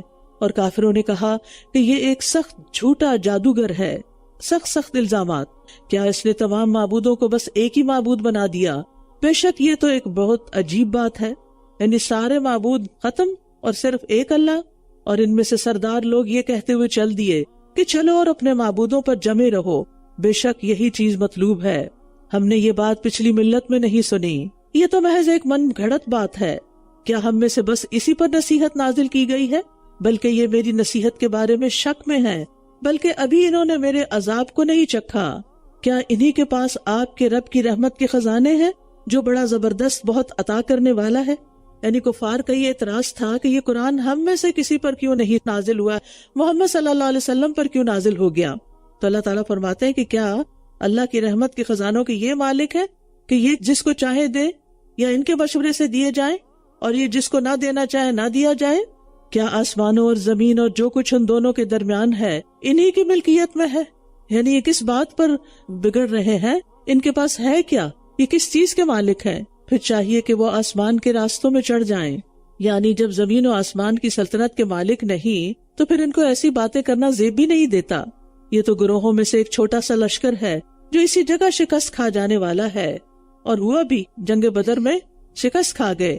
ان سے پہلے قوم نوح اور عاد اور میخوں والے فرعون نے جھٹلا دیا تھا، اور سمود نے اور قوم لوط اور ایکا والوں نے بھی یہی وہ لشکر تھے. ان سب نے ہی رسولوں کو جھٹلایا تھا، تو میری سزا ان پہ واقع ہو گئی، اور یہ لوگ بس ایک ہی چیخ کا انتظار کر رہے ہیں جس کے لیے انہیں کوئی مہلت نہ ملے گی. اور انہوں نے کہا، اے ہمارے رب، ہمیں ہمارا حصہ حساب کے دن سے پہلے ہی جلدی دے دے. استغفر اللہ. یعنی دنیا میں ہی عذاب مانگنے لگے کہ آخرت میں تو عذاب ہوگا، دنیا میں بھی بھیج دے. یعنی انسان کیسا عجیب ہے کہ اپنے حق میں خود بد دعا کر رہا ہے، بینیفٹ آف ڈاؤٹ بھی نہیں دیتا کہ ہو سکتا ہے کہ جو کچھ کہا جا رہا ہے یہ درست ہو، اور اگر ان کو نہیں یقین تھا کہ درست نہیں تو پھر بھی انسان اپنے لیے عذاب کیوں مانگے.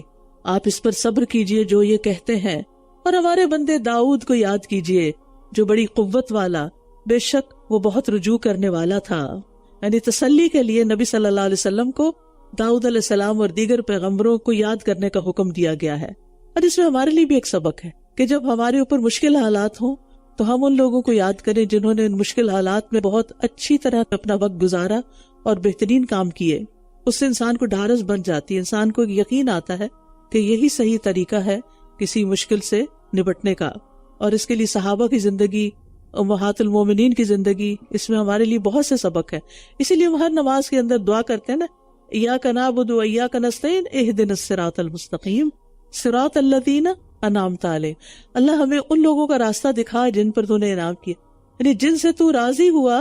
ہم جب کسی خاص سچویشن میں ہو تو ہمیں ویسے ہی لوگ یاد آ جائے جن سے تو راضی ہوا، تاکہ ہم بھی ان جیسے عمل کریں اور ہم بھی ان جیسے اجر پائیں اور تیری رضا کو پائیں. داؤد علیہ السلام کو دراصل اللہ تعالیٰ نے بہت سی قوتوں سے نوازا تھا، جسمانی قوت، قلبی قوت، عبادت کی قوت، روزہ رکھنے کی قوت، صحیح فیصلے کی قوت، خوبصورت آواز، اور سب سے بڑھ کر یہ کہ ان ساری نعمتوں کے باوجود وہ بہت زیادہ اللہ تعالیٰ کی طرف رجوع کرنے والے تھے. یعنی عموماً یہ ہوتا ہے کہ جب انسان کے پاس بہت قوت آ جاتی ہے، کانفیڈنس ہوتا ہے بہت، تو پھر وہ اپنے اوپر بھروسہ کرنے لگتا ہے. لیکن یہ ہر معاملے میں اللہ تعالیٰ کی طرف رجوع کرنے والے تھے. بے شک ہم نے پہاڑوں کو اس کے ہمراہ مسخر کر دیا تھا، وہ سورج نکلنے کے بعد اور دن کے پچھلے پہر اس کے ساتھ تسبیح کرتے تھے، یعنی صبح و شام. داؤد علیہ السلام کی قرات جو تھی وہ بہت ہی خوبصورت تھی، اور ان کے ساتھ اور بھی پرندے اور دیگر مخلوق جو ہے وہ ذکر میں مشغول ہو جاتی، اور پرندے بھی اکٹھے کیے ہوئے سب کے سب اس کے لیے رجوع کرنے والے تھے. اور ہم نے اس کی سلطنت مضبوط کر دی، اور ہم نے اسے حکمت اور فیصلہ کن بات کرنے کی صلاحیت عطا کی تھی. یعنی پرندے بھی زبور کی قرات سن کے اکٹھے ہو جاتے اور ان کے ساتھ تسبیح کرتے، اور اللہ نے ان کو حکمت بھی عطا کی تھی، اور فصل الخطاب، صحیح واضح دو ٹوک فیصلہ کرنے کی صلاحیت، بات کرنے کی صلاحیت، یعنی ٹو دا پوائنٹ بات کرنے کی صلاحیت. اور یہ بھی بہت بڑی خوبی ہوتی ہے. بعض اوقات لوگ چھوٹی بات ہوتی ہے اور لمبی کھینچ لیتے ہیں، اپنا وقت بھی ضائع کرتے ہیں، دوسروں کا بھی. تو یہ اللہ سے حکمت مانگنی چاہیے اور یہ صلاحیت بھی مانگنی چاہیے. اور کیا آپ کے پاس جھگڑنے والوں کی خبر آئی ہے جب وہ دیوار پھاند کر عبادت خانے میں آ گئے؟ کس کے عبادت خانے میں؟ داؤد علیہ السلام کے. جب وہ داؤد کے پاس داخل ہوئے تو وہ ان سے گھبرا گیا. انہوں نے کہا، آپ خوف نہ کریں، ہم دو جھگڑنے والے ہیں، ہم میں سے ایک نے دوسرے پر زیادتی کی ہے، بس آپ ہمارے درمیان حق کے ساتھ فیصلہ کر دیں اور زیادتی نہ کریں اور سیدھے راستے کی طرف ہماری رہنمائی کر دیں. داؤد علیہ السلام اس لیے گھبرائے کہ کہیں یہ دشمن نہ ہو، لیکن انہوں نے آ کے تسلی کرا دی کہ ہم اپنے مسئلے میں آئے ہیں. کہنے لگے، یہ میرا بھائی ہے، اس کے پاس 99 یعنی 99 دمبیاں ہیں اور میرے پاس ایک ہی دمبی ہے، لیکن یہ کہہ رہا ہے کہ یہ بھی مجھے سونپ دو، اور اس نے گفتگو میں مجھ پر بہت سختی کی ہے. یعنی جھگڑا دمبیوں پر تھا. اس نے کہا، یقیناً اس نے اپنی دمبیوں کے ساتھ تمہاری دمبی کو ملانے کا سوال کر کے تجھ پر ظلم کیا ہے، اور بے شک بہت سے شراکت دار ایک دوسرے پر ضرور زیادتی کر جاتے ہیں سوائے ان لوگوں کے جو ایمان لائے اور انہوں نے نیک عمل کیے، اور وہ بہت ہی تھوڑے ہیں۔ اور داؤد سمجھ گیا کہ بے شک ہم نے اسے آزمایا ہے، بس اس نے اپنے رب سے بخشش مانگی اور رکوع کرتے ہوئے گر پڑا اور اس نے رجوع کر لیا۔ کہا جاتا ہے کہ دونوں آدمیوں نے پیغمبر کے پاس بے ادبی سے داخل ہو کر اپنا مقدمہ پیش کیا تھا۔ انہوں نے غصہ کرنے کی بجائے صبر اور علم کا مظاہرہ کیا، انہیں کچھ کہا نہیں، اور اس صبر کی وجہ سے آپ صلی اللہ علیہ وسلم کو حکم دیا گیا کہ آپ داؤد کو یاد کریں علیہ السلام۔ تو ہم نے اس کا یہ قصور بخش دیا، اور بے شک ہمارے ہاں اس کے لیے یقیناً تقرب کا مقام اور بہترین ٹھکانہ ہے۔ سبحان اللہ، کتنے خوش قسمت انسان ہے، ظاہر اتنے عبادت گزار اور اتنے اللہ کا ذکر کرنے والے اور دیگر بہت سے کام کرنے والے۔ اے داؤد، بے شک ہم نے تجھے زمین میں خلیفہ بنایا ہے، بس تم لوگوں کے درمیان حق کے ساتھ فیصلہ کرنا اور خواہش نفس کی پیروی نہ کرنا، ورنہ وہ تمہیں اللہ کے راستے سے بھٹکا دے گی۔ بے شک جو لوگ اللہ کے راستے سے بھٹک جاتے ہیں ان کے لیے سخت عذاب ہے، کیونکہ وہ حساب کے دن کو بھول گئے۔ یاد رکھیے، خواہشات نفس کے پیچھے لگنے سے انسان گمراہ ہو جاتا ہے، کمزور ہو جاتا ہے اور آخرت کو بھول جاتا ہے، اور پھر اگر اس خواہش پر عمل کرتا ہے تو یہ چیز اس کے لیے عذاب کا باعث بنتی ہے، وہ خواہشات جو اللہ کی ناراضگی کی طرف لے جاتی ہوں۔ اور ہم نے آسمان و زمین کو اور جو کچھ ان دونوں کے درمیان ہے بیکار پیدا نہیں کیا، یہ ان لوگوں کا گمان ہے جنہوں نے کفر کیا، بس جن لوگوں نے کفر کیا ان کے لیے آگ کی ہلاکت ہے۔ ام نجعل الذین آمنوا وعملوا الصالحات کالمفسدین فی الارض ام نجعل المتقین کالفجار، کیا ہم ان لوگوں کو جو ایمان لائے اور انہوں نے نیک عمل کیے زمین میں فساد کرنے والوں کی طرح کر دیں گے، یا ہم متقی لوگوں کو بدکاروں کی طرح کر دیں گے؟ یعنی ایسے تو نہیں ہو سکتا نا کہ ایک شخص ساری زندگی اچھے کام کرے اور انجام اس کا اس کے ساتھ ہو جو انتہائی بدکار رہا ہے۔ دونوں کا انجام فرق ہونا چاہیے، عقل بھی اسی چیز کا تقاضا کرتی ہے۔ کتاب انزلناہ الیک مبارک لیدبروا آیاتہ ولیتذکر اولو الالباب، یہ بہت بابرکت کتاب ہے جسے ہم نے آپ کی طرف اتارا ہے تاکہ یہ اس کی آیات میں غور و فکر کریں اور تاکہ عقل والے نصیحت حاصل کریں۔ یعنی کتاب نازل کرنے کا اصل مقصد کیا ہے؟ اس میں غور و فکر کیا جائے اور اس سے نصیحت لی جائے۔ بس یہ ہمیشہ یاد رہنا چاہیے کہ یہ قرآن اس مقصد کے لیے آیا ہے، لیکن نصیحت کون پکڑتے ہیں؟ انما یتذکر اولو الالباب، جن کو اللہ نے عقل دی ہے، جو عقل سے کام لیتے ہیں، جو اس قرآن کے نزول کا مطلب سمجھتے ہیں کہ کیوں یہ نازل ہوا۔ عامر بن شرحبیل کہتے ہیں عبداللہ بن مسعود نے کہا، قرآن کو ایسے تیز تیز نہ پڑھو جیسے شعر پڑھے جاتے ہیں، اور اسے ایسے نہ بکھیرو جیسے گھٹیا کھجوریں بکھیری جاتی ہیں، بلکہ اس کے عجائبات کے پاس رک جاؤ اور اس کے ساتھ دلوں کو تحریک دو، یعنی موٹیویشن لو۔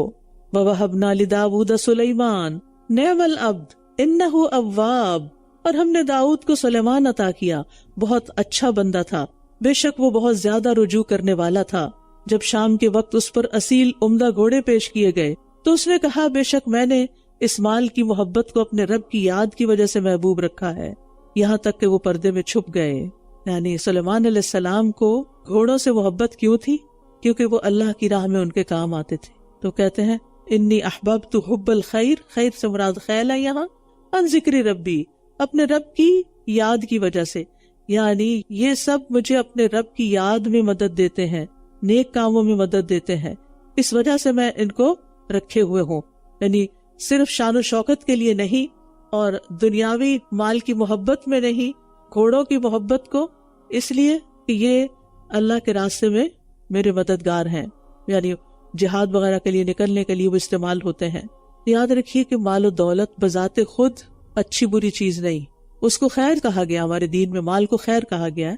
اس کا مطلب ہے کہ ہے تو خیر کا باعث، اگر کوئی اس کو خیر کے کام میں استعمال کرے گا تو یہ اس کے لیے باعث خیر ہوگا، اور اگر اس کو کوئی شر کے کام میں استعمال کرے گا تو اس کے لیے باعث شر ہوگا۔ یعنی انسان کے پاس اگر مال ہو اور وہ اس مال سے محبت کرتا ہو اس بنا پر کہ اس مال سے میں اپنی آخرت بناؤں گا اور اس مال سے میں صلہ رحمی کروں گا اور نیکی کے کام کروں گا اور دین کی ترقی میں اس کو استعمال کروں گا، تو یہی چیز اس کے درجات کی بلندی کا باعث بن سکتی ہے۔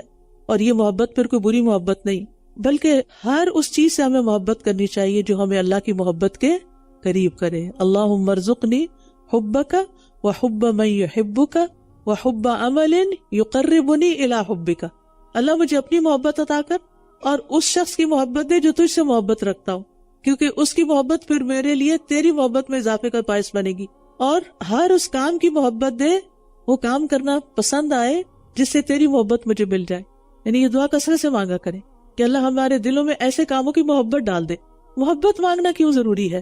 اس لیے کہ جس کام کی آپ کے دل میں محبت ہوگی وہ کام آسان ہوگا نا، وہ آپ کا پیشن بن جائے گا، اس کو کر کے آپ تھکیں گے نہیں. مثلا قرآن کی محبت آپ کے دل میں ہے تو آپ پڑھ پڑھ کے نہیں تھکیں گے، بار بار پڑھیں گے، پڑھ کے اکتائیں گے نہیں. اسی طرح باقی چیزیں بھی. تو چونکہ وہ اللہ کی خاطر گھوڑوں سے محبت کرتے تھے اور ان گھوڑوں کی پھر ریس بھی ہوتی تھی، تو اسی طرح جب ایک موقع پر ان کے سامنے گھوڑے پیش کیے گئے جس کا ذکر ہوا اور وہ دوڑ کر آگے چلے گئے تو کہا ان گھوڑوں کو میری طرف واپس لاؤ. تو وہ ان کی پنڈلی اور گردنوں پر ہاتھ پھیرنے لگا، یعنی محبت کے اظہار کے طور پر. نبی صلی اللہ علیہ وسلم کو بھی گھوڑوں سے محبت تھی اور وہ گھوڑوں کی پیشانی کے بالوں پر ہاتھ پھیرا کرتے تھے. اس سے کیا پتہ چلتا ہے کہ اینیمل سے بھی محبت کی جا سکتی ہے، اور اس کو بھی ایک سنت سمجھ کر. اور پھر اگر اینیملز آپ رکھیں، چاہے گھوڑے رکھیں یا بلی رکھیں، کتا نہ رکھیں، تو آپ اس پر ہاتھ بھی پھیر سکتے ہیں، آپ اس کو پیار کر سکتے ہیں، آپ اس کو اپنے ساتھ لگا سکتے ہیں. نبی صلی اللہ علیہ وسلم نے فرمایا گھوڑوں کی پیشانیوں کے ساتھ قیامت کے دن تک خیر باندھ دی گئی ہے، یعنی اجر اور غنیمت. اور یقیناً ہم نے سلیمان کی آزمائش کی اور اس کی کرسی پر ایک جسم ڈال دیا، پھر اس نے رجوع کر لیا. کہا جاتا ہے کہ انشاءاللہ نہ کہنے کی وجہ سے سلیمان علیہ السلام کی آزمائش ہوئی تھی اور ان کا ایک ایسا بچہ پیدا ہوا تھا کہ جو پورا بھی نہیں تھا. قال رب اغفر لی وہب لی ملکا لا ينبغی لأحد من بعدی انک انت الوہاب. اس نے کہا میرے رب مجھے بخش دے اور مجھے ایسی بادشاہت عطا کر جو میرے بعد کسی کے لائق نہ ہو، بے شک تو ہی بہت عطا کرنے والا ہے. یعنی انہوں نے ایسی بادشاہت کا سوال کیا جو ان کے علاوہ کسی اور کے پاس نہ ہو، تاکہ پھر اس کو اولاد کی ضرورت ہی نہ رہے. سلیمان علیہ السلام نے بادشاہت کیوں مانگی؟ دین کے غلبے کے لیے، دین کی خدمت کے لیے. تو انسان کے اندر اگر دین کی خدمت کا جذبہ ہو تو لیٹسٹ جدید ترین وسائل اختیار کرنے میں کوئی حرج نہیں. مثلا آپ ایک عام لیپ ٹاپ سے کام لیتے ہیں جو اتنا سلو ہے کہ آپ کے گھنٹوں اسی میں برباد ہو جاتے ہیں. اس کے برعکس آپ ایک لیٹسٹ فاسٹسٹ کمپیوٹر لیتے ہیں تاکہ آپ کا کام جلدی ہو. تو یہ نہیں کہ وہ آپ نے کوئی شو آف کرنا ہے یا لوگوں پر کوئی روب جمانا ہے، بلکہ مقصد کیا ہے کہ اس سے میں اپنے دین کی بہترین خدمت کر سکوں.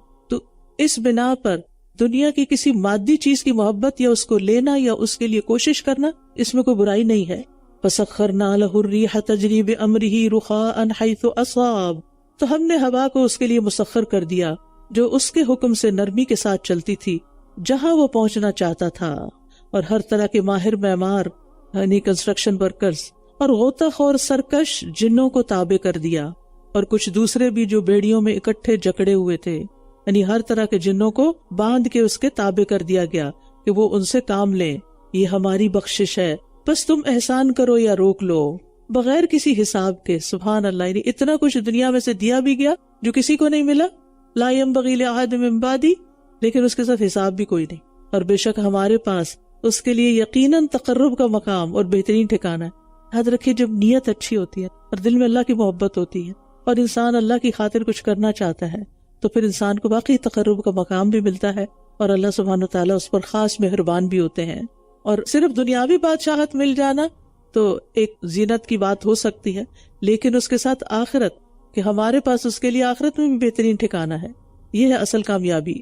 یعنی جب دنیا مانگے تو صرف دنیا نہ مانگے، دنیا کے ساتھ آخرت بھی مانگے. ربنا آتنا فی الدنیا حسنہ وفی الآخرۃ حسنۃ وقنا عذاب النار.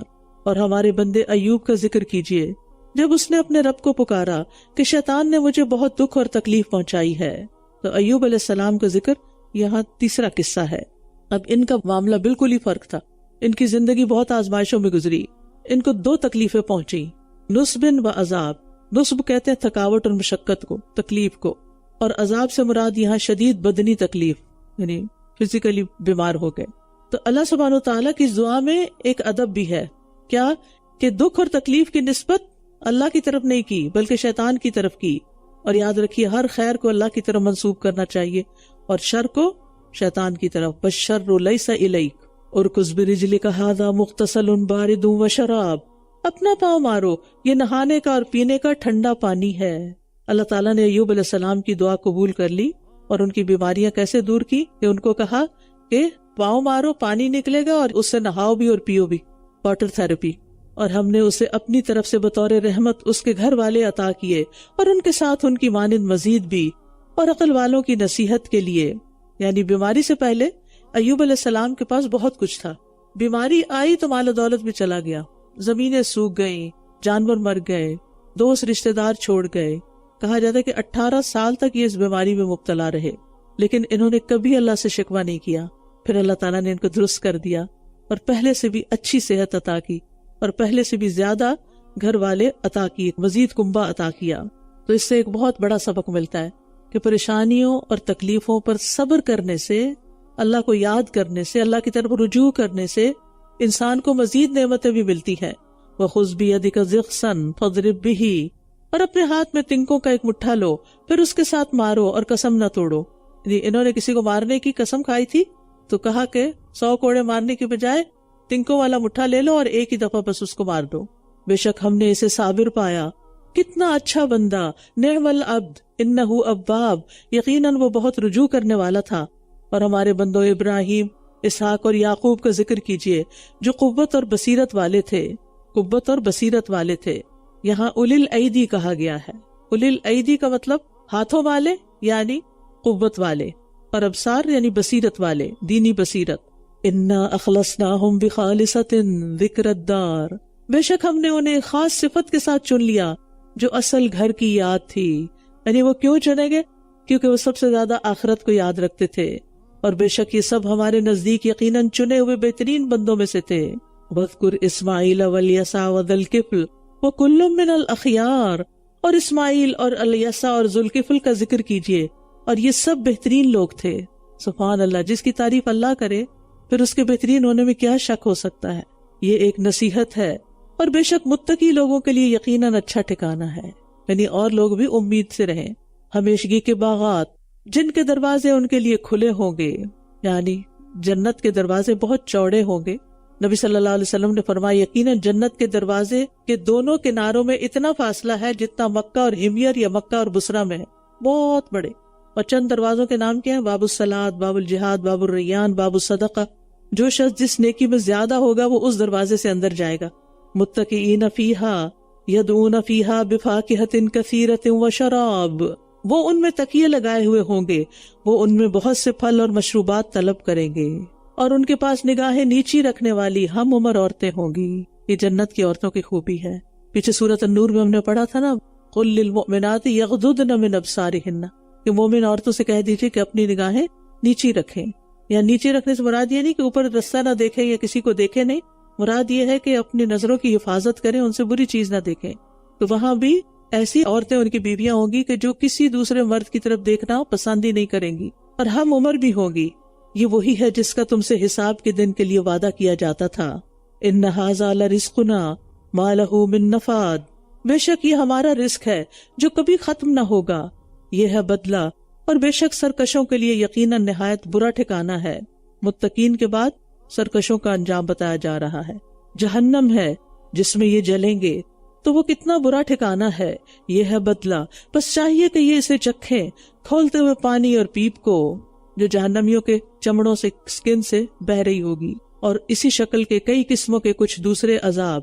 یہ ایک لشکر ہے جو تمہارے ساتھ گھسا چلا آ رہا ہے، ان کے لیے کوئی خوش آمدید نہیں، بلکہ یہ سب آگ میں جلنے والے ہیں۔ یعنی جہنم میں مختلف طرح کے عذاب ہیں، صرف حمیم اور غساق ہی نہیں ہوگا، اس طرح کے اور بھی کئی عذاب ہوں گے۔ وہ کہیں گے بلکہ تم ہی ہو، تمہارے لیے کوئی خوش آمدید نہیں، تم ہی اسے ہمارے سامنے لائے ہو، بس یہ کتنی بری جائے قرار ہے۔ یہ کہیں گے اے ہمارے رب جو اسے ہمارے سامنے لایا ہے، اسے تو آگ کا دگنا عذاب دے، یعنی جس نے ہمیں بھٹکایا ہے اس کو ڈبل سزا دے۔ اور یہ کہیں گے ہمیں کیا ہے کہ ہم ان لوگوں کو نہیں دیکھ رہے جنہیں ہم بدترین لوگوں میں شمار کیا کرتے تھے، یعنی دنیا میں جن کا ہم مذاق اڑاتے تھے وہ تو جہنم میں ہے ہی نہیں، وہ کہاں گئے؟ یعنی جہنمیوں کو جہنم میں مومن متقی نظر نہیں آئیں گے۔ اتخذناہم سخریا ام زاغت عنہم الابصار، کیا ہم نے ان کو مذاق بنا رکھا تھا یا ہماری نگاہیں ان سے پھر گئی ہیں؟ بے شک آگ والوں کا یہ باہم جھگڑنا یقیناً حق ہے، یعنی ایسا ہوگا، یہ باتیں وہاں ضرور ہوگی۔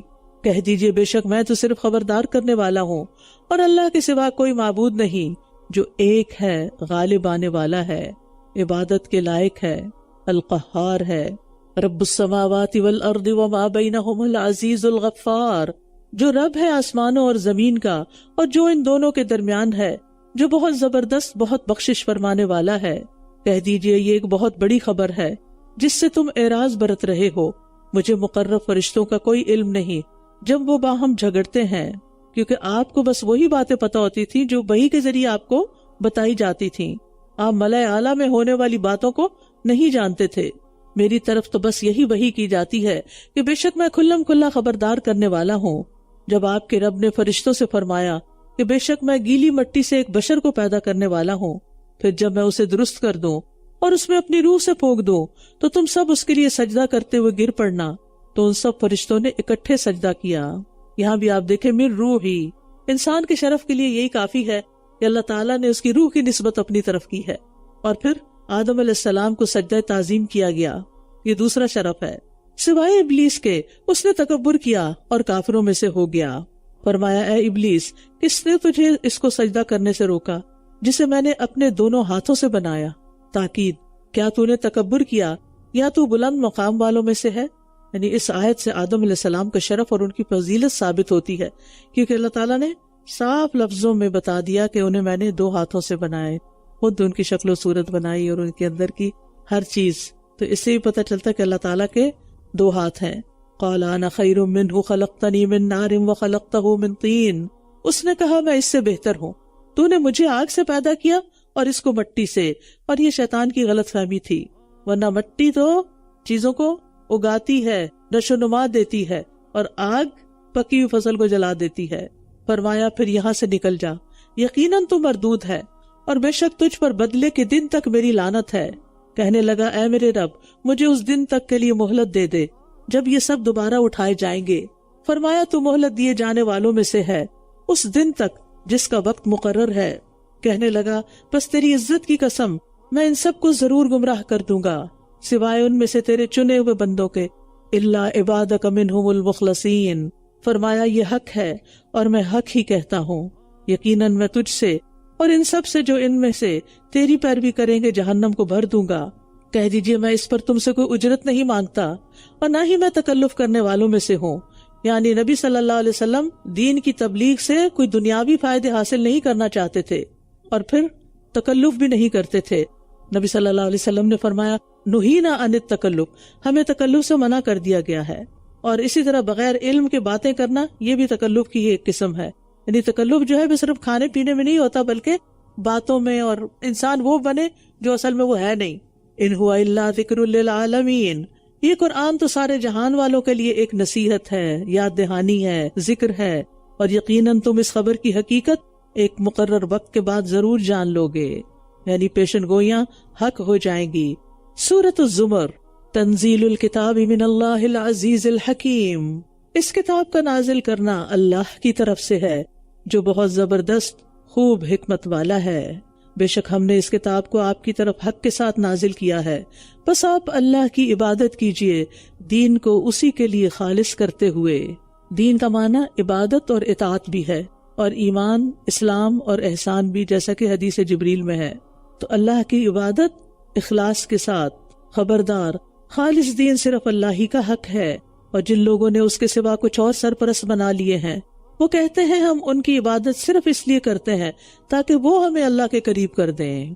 آج بھی لوگ یہی کہتے ہیں کہ ہم بزرگوں کو اس لیے مانتے ہیں اور ان کے نام پہ چڑھاوے چڑھاتے ہیں کہ وہ ہمارے سفارشی بن جائیں۔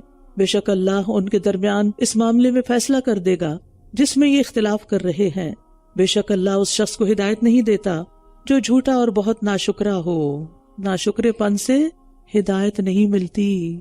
اگر اللہ کسی کو اولاد بنانا چاہتا تو جسے چاہتا اپنی مخلوق میں سے منتخب کر لیتا۔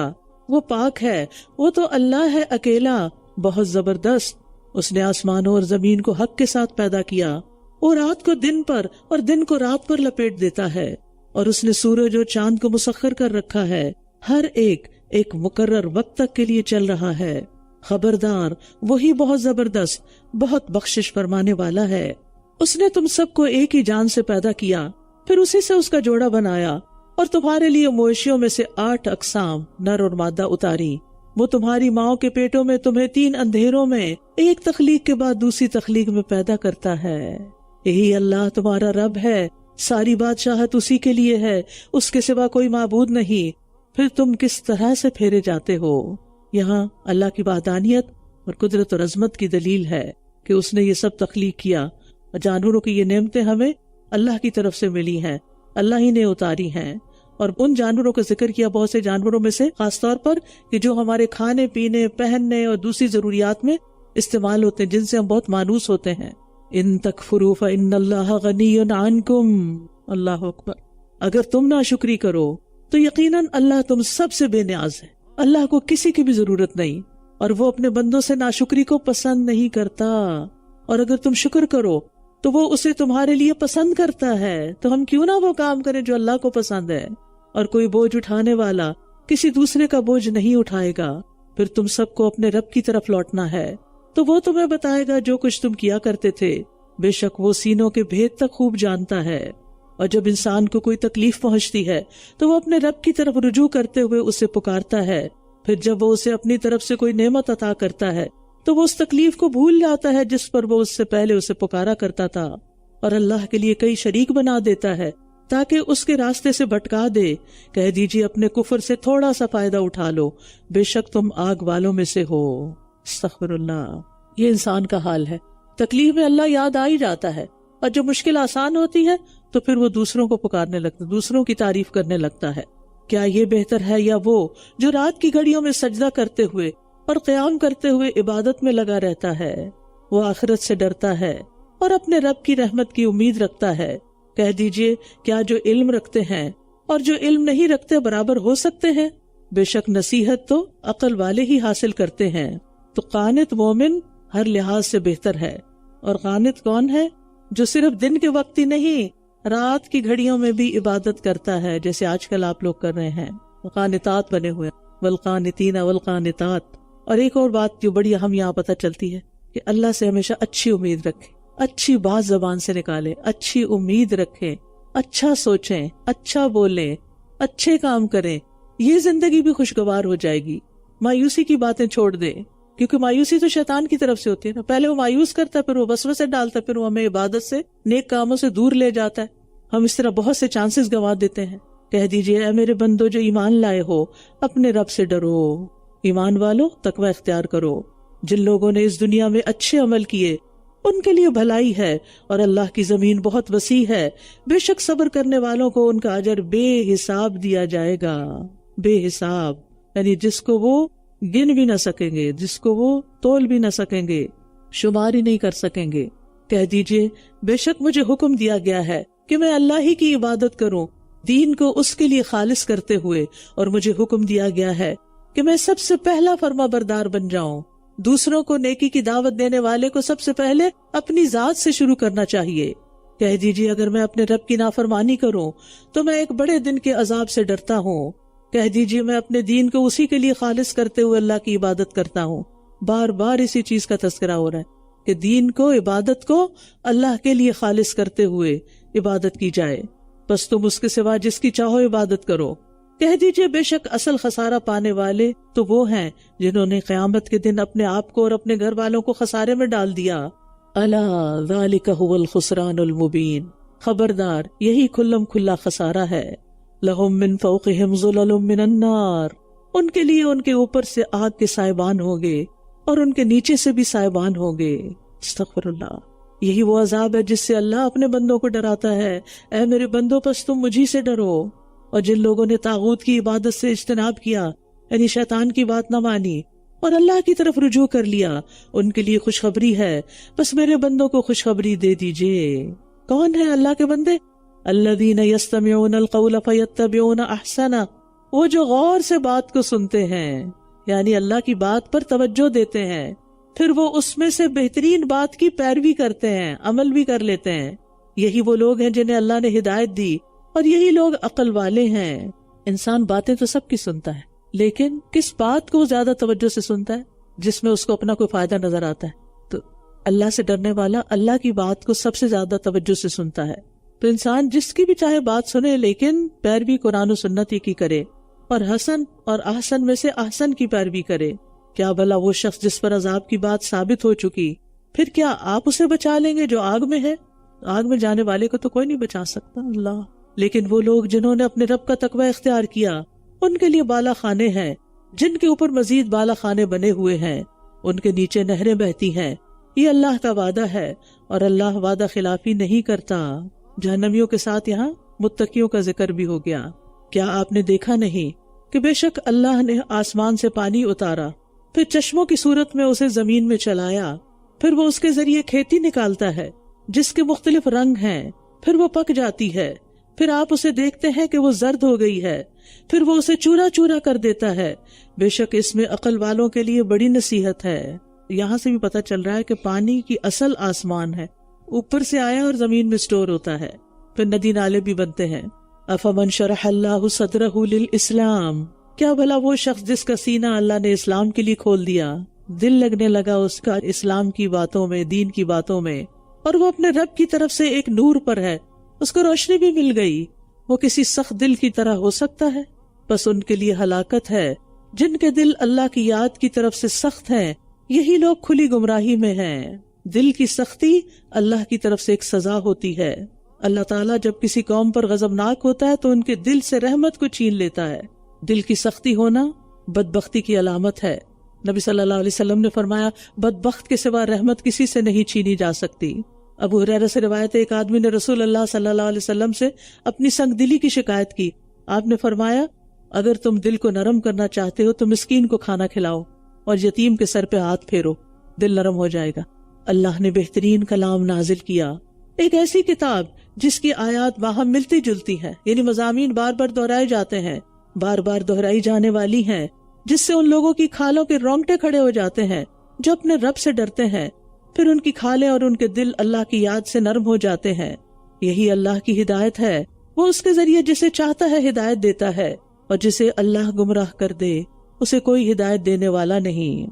احسن الحدیث سے مراد یہاں اللہ کا کلام ہے، کیونکہ مخلوق کا کلام کبھی بھی خالق کے کلام جیسا احسن حسن والا ہو نہیں سکتا، اور حدیث سے مراد بھی اللہ کی کتاب ہے۔ احسن الحدیث، کیا بھلا وہ شخص جو قیامت کے دن اپنے چہرے کے ساتھ برے عذاب سے بچنا چاہے گا اس کی طرح ہو سکتا ہے جو اس سے محفوظ رہے؟ اور ظالموں سے کہا جائے گا، چکھو مزہ اس کمائی کا جو تم کرتے رہے ہو۔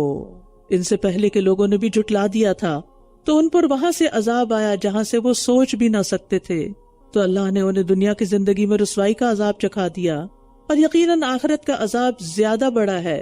کاش یہ جانتے ہوتے، کیونکہ آخرت کی آگ دنیا کی آگ سے 70 گنا زیادہ ہے، حرارت والی ہے۔ اور پھر یہ کہ دنیا کا عذاب تو ختم ہو جائے گا، لیکن آخرت کا عذاب تو فار ایور اینڈ ایور ہے۔ دنیا کے عذاب سے بھی رسوائی ہوتی ہے، لیکن آخرت میں تو رسوائی بہت بڑی ہے۔ اور یقیناً ہم نے اس قرآن میں لوگوں کے لیے ہر طرح کی مثال بیان کی ہے، شاید کہ وہ نصیحت حاصل کریں۔ مثال کے ساتھ بات جلد سمجھ آتی ہے، اس لیے اللہ سبحانہ وتعالیٰ نے انسانوں کے آس پاس کی چیزوں سے ان کو مثالیں دے کے باتیں سمجھائی ہیں۔ قرآنً عربیًا غیر ذی عوج لعلہم یتقون، یہ قرآن جو عربی میں ہے اس میں کوئی ٹیڑھ نہیں تاکہ وہ بچ جائیں۔ اللہ نے ایک مثال بیان کی، ایک ایسے شخص کی جس میں باہم جھگڑنے والے کئی شریک ہیں، اور ایک دوسرا شخص ہے جو ایک ہی شخص کا غلام ہے۔ کیا یہ دونوں مثال میں برابر ہو سکتے ہیں؟ سب تعریف اللہ کے لیے ہے، بلکہ ان کے اکثر علم نہیں رکھتے۔ یہاں مشرک اور موحد کی مثال بیان کی گئی ہے، یعنی ایک ضدی بدخلق جھگڑنے والا آدمی ہے، اور پھر وہ آپس میں بھی ایک دوسرے سے ضد کرنے والے ہیں، اور دوسری طرف صرف ایک اللہ کو ماننے والے۔ رجلا سلما لرجل، ایک کئی آقاؤں کا غلام ہے اور ایک صرف ایک آقا کا غلام ہے۔ تو موحد جو ہوتا ہے اس کا صرف ایک ہی آقا ہے، اللہ۔ اس کی وجہ سے اس کی زندگی بھی پرسکون کہ ایک ہی کو راضی کرنا ہے، ایک کو خوش کرنا ہے۔ اور پھر یہاں الحمدللہ کہا کہ ظاہر ہے کہ دونوں برابر نہیں ہیں، تو اللہ کا شکر ہے جس نے بہترین اور آسان مثال سے توحید سمجھا دی۔ انک میت وانہم میتون ثم انکم یوم القیامت عند ربکم تختصمون، بے شک آپ مرنے والے ہیں اور بے شک یہ سب بھی مرنے والے ہیں، پھر تم سب قیامت کے دن اپنے رب کے پاس جھگڑا کرو گے۔ یہاں نبی صلی اللہ علیہ وسلم کے فوت ہونے کی خبر دی جا رہی ہے۔ آج بھی لوگوں کے درمیان اس میں اختلاف ہے، کیا فوت ہوئے یا نہیں ہوئے۔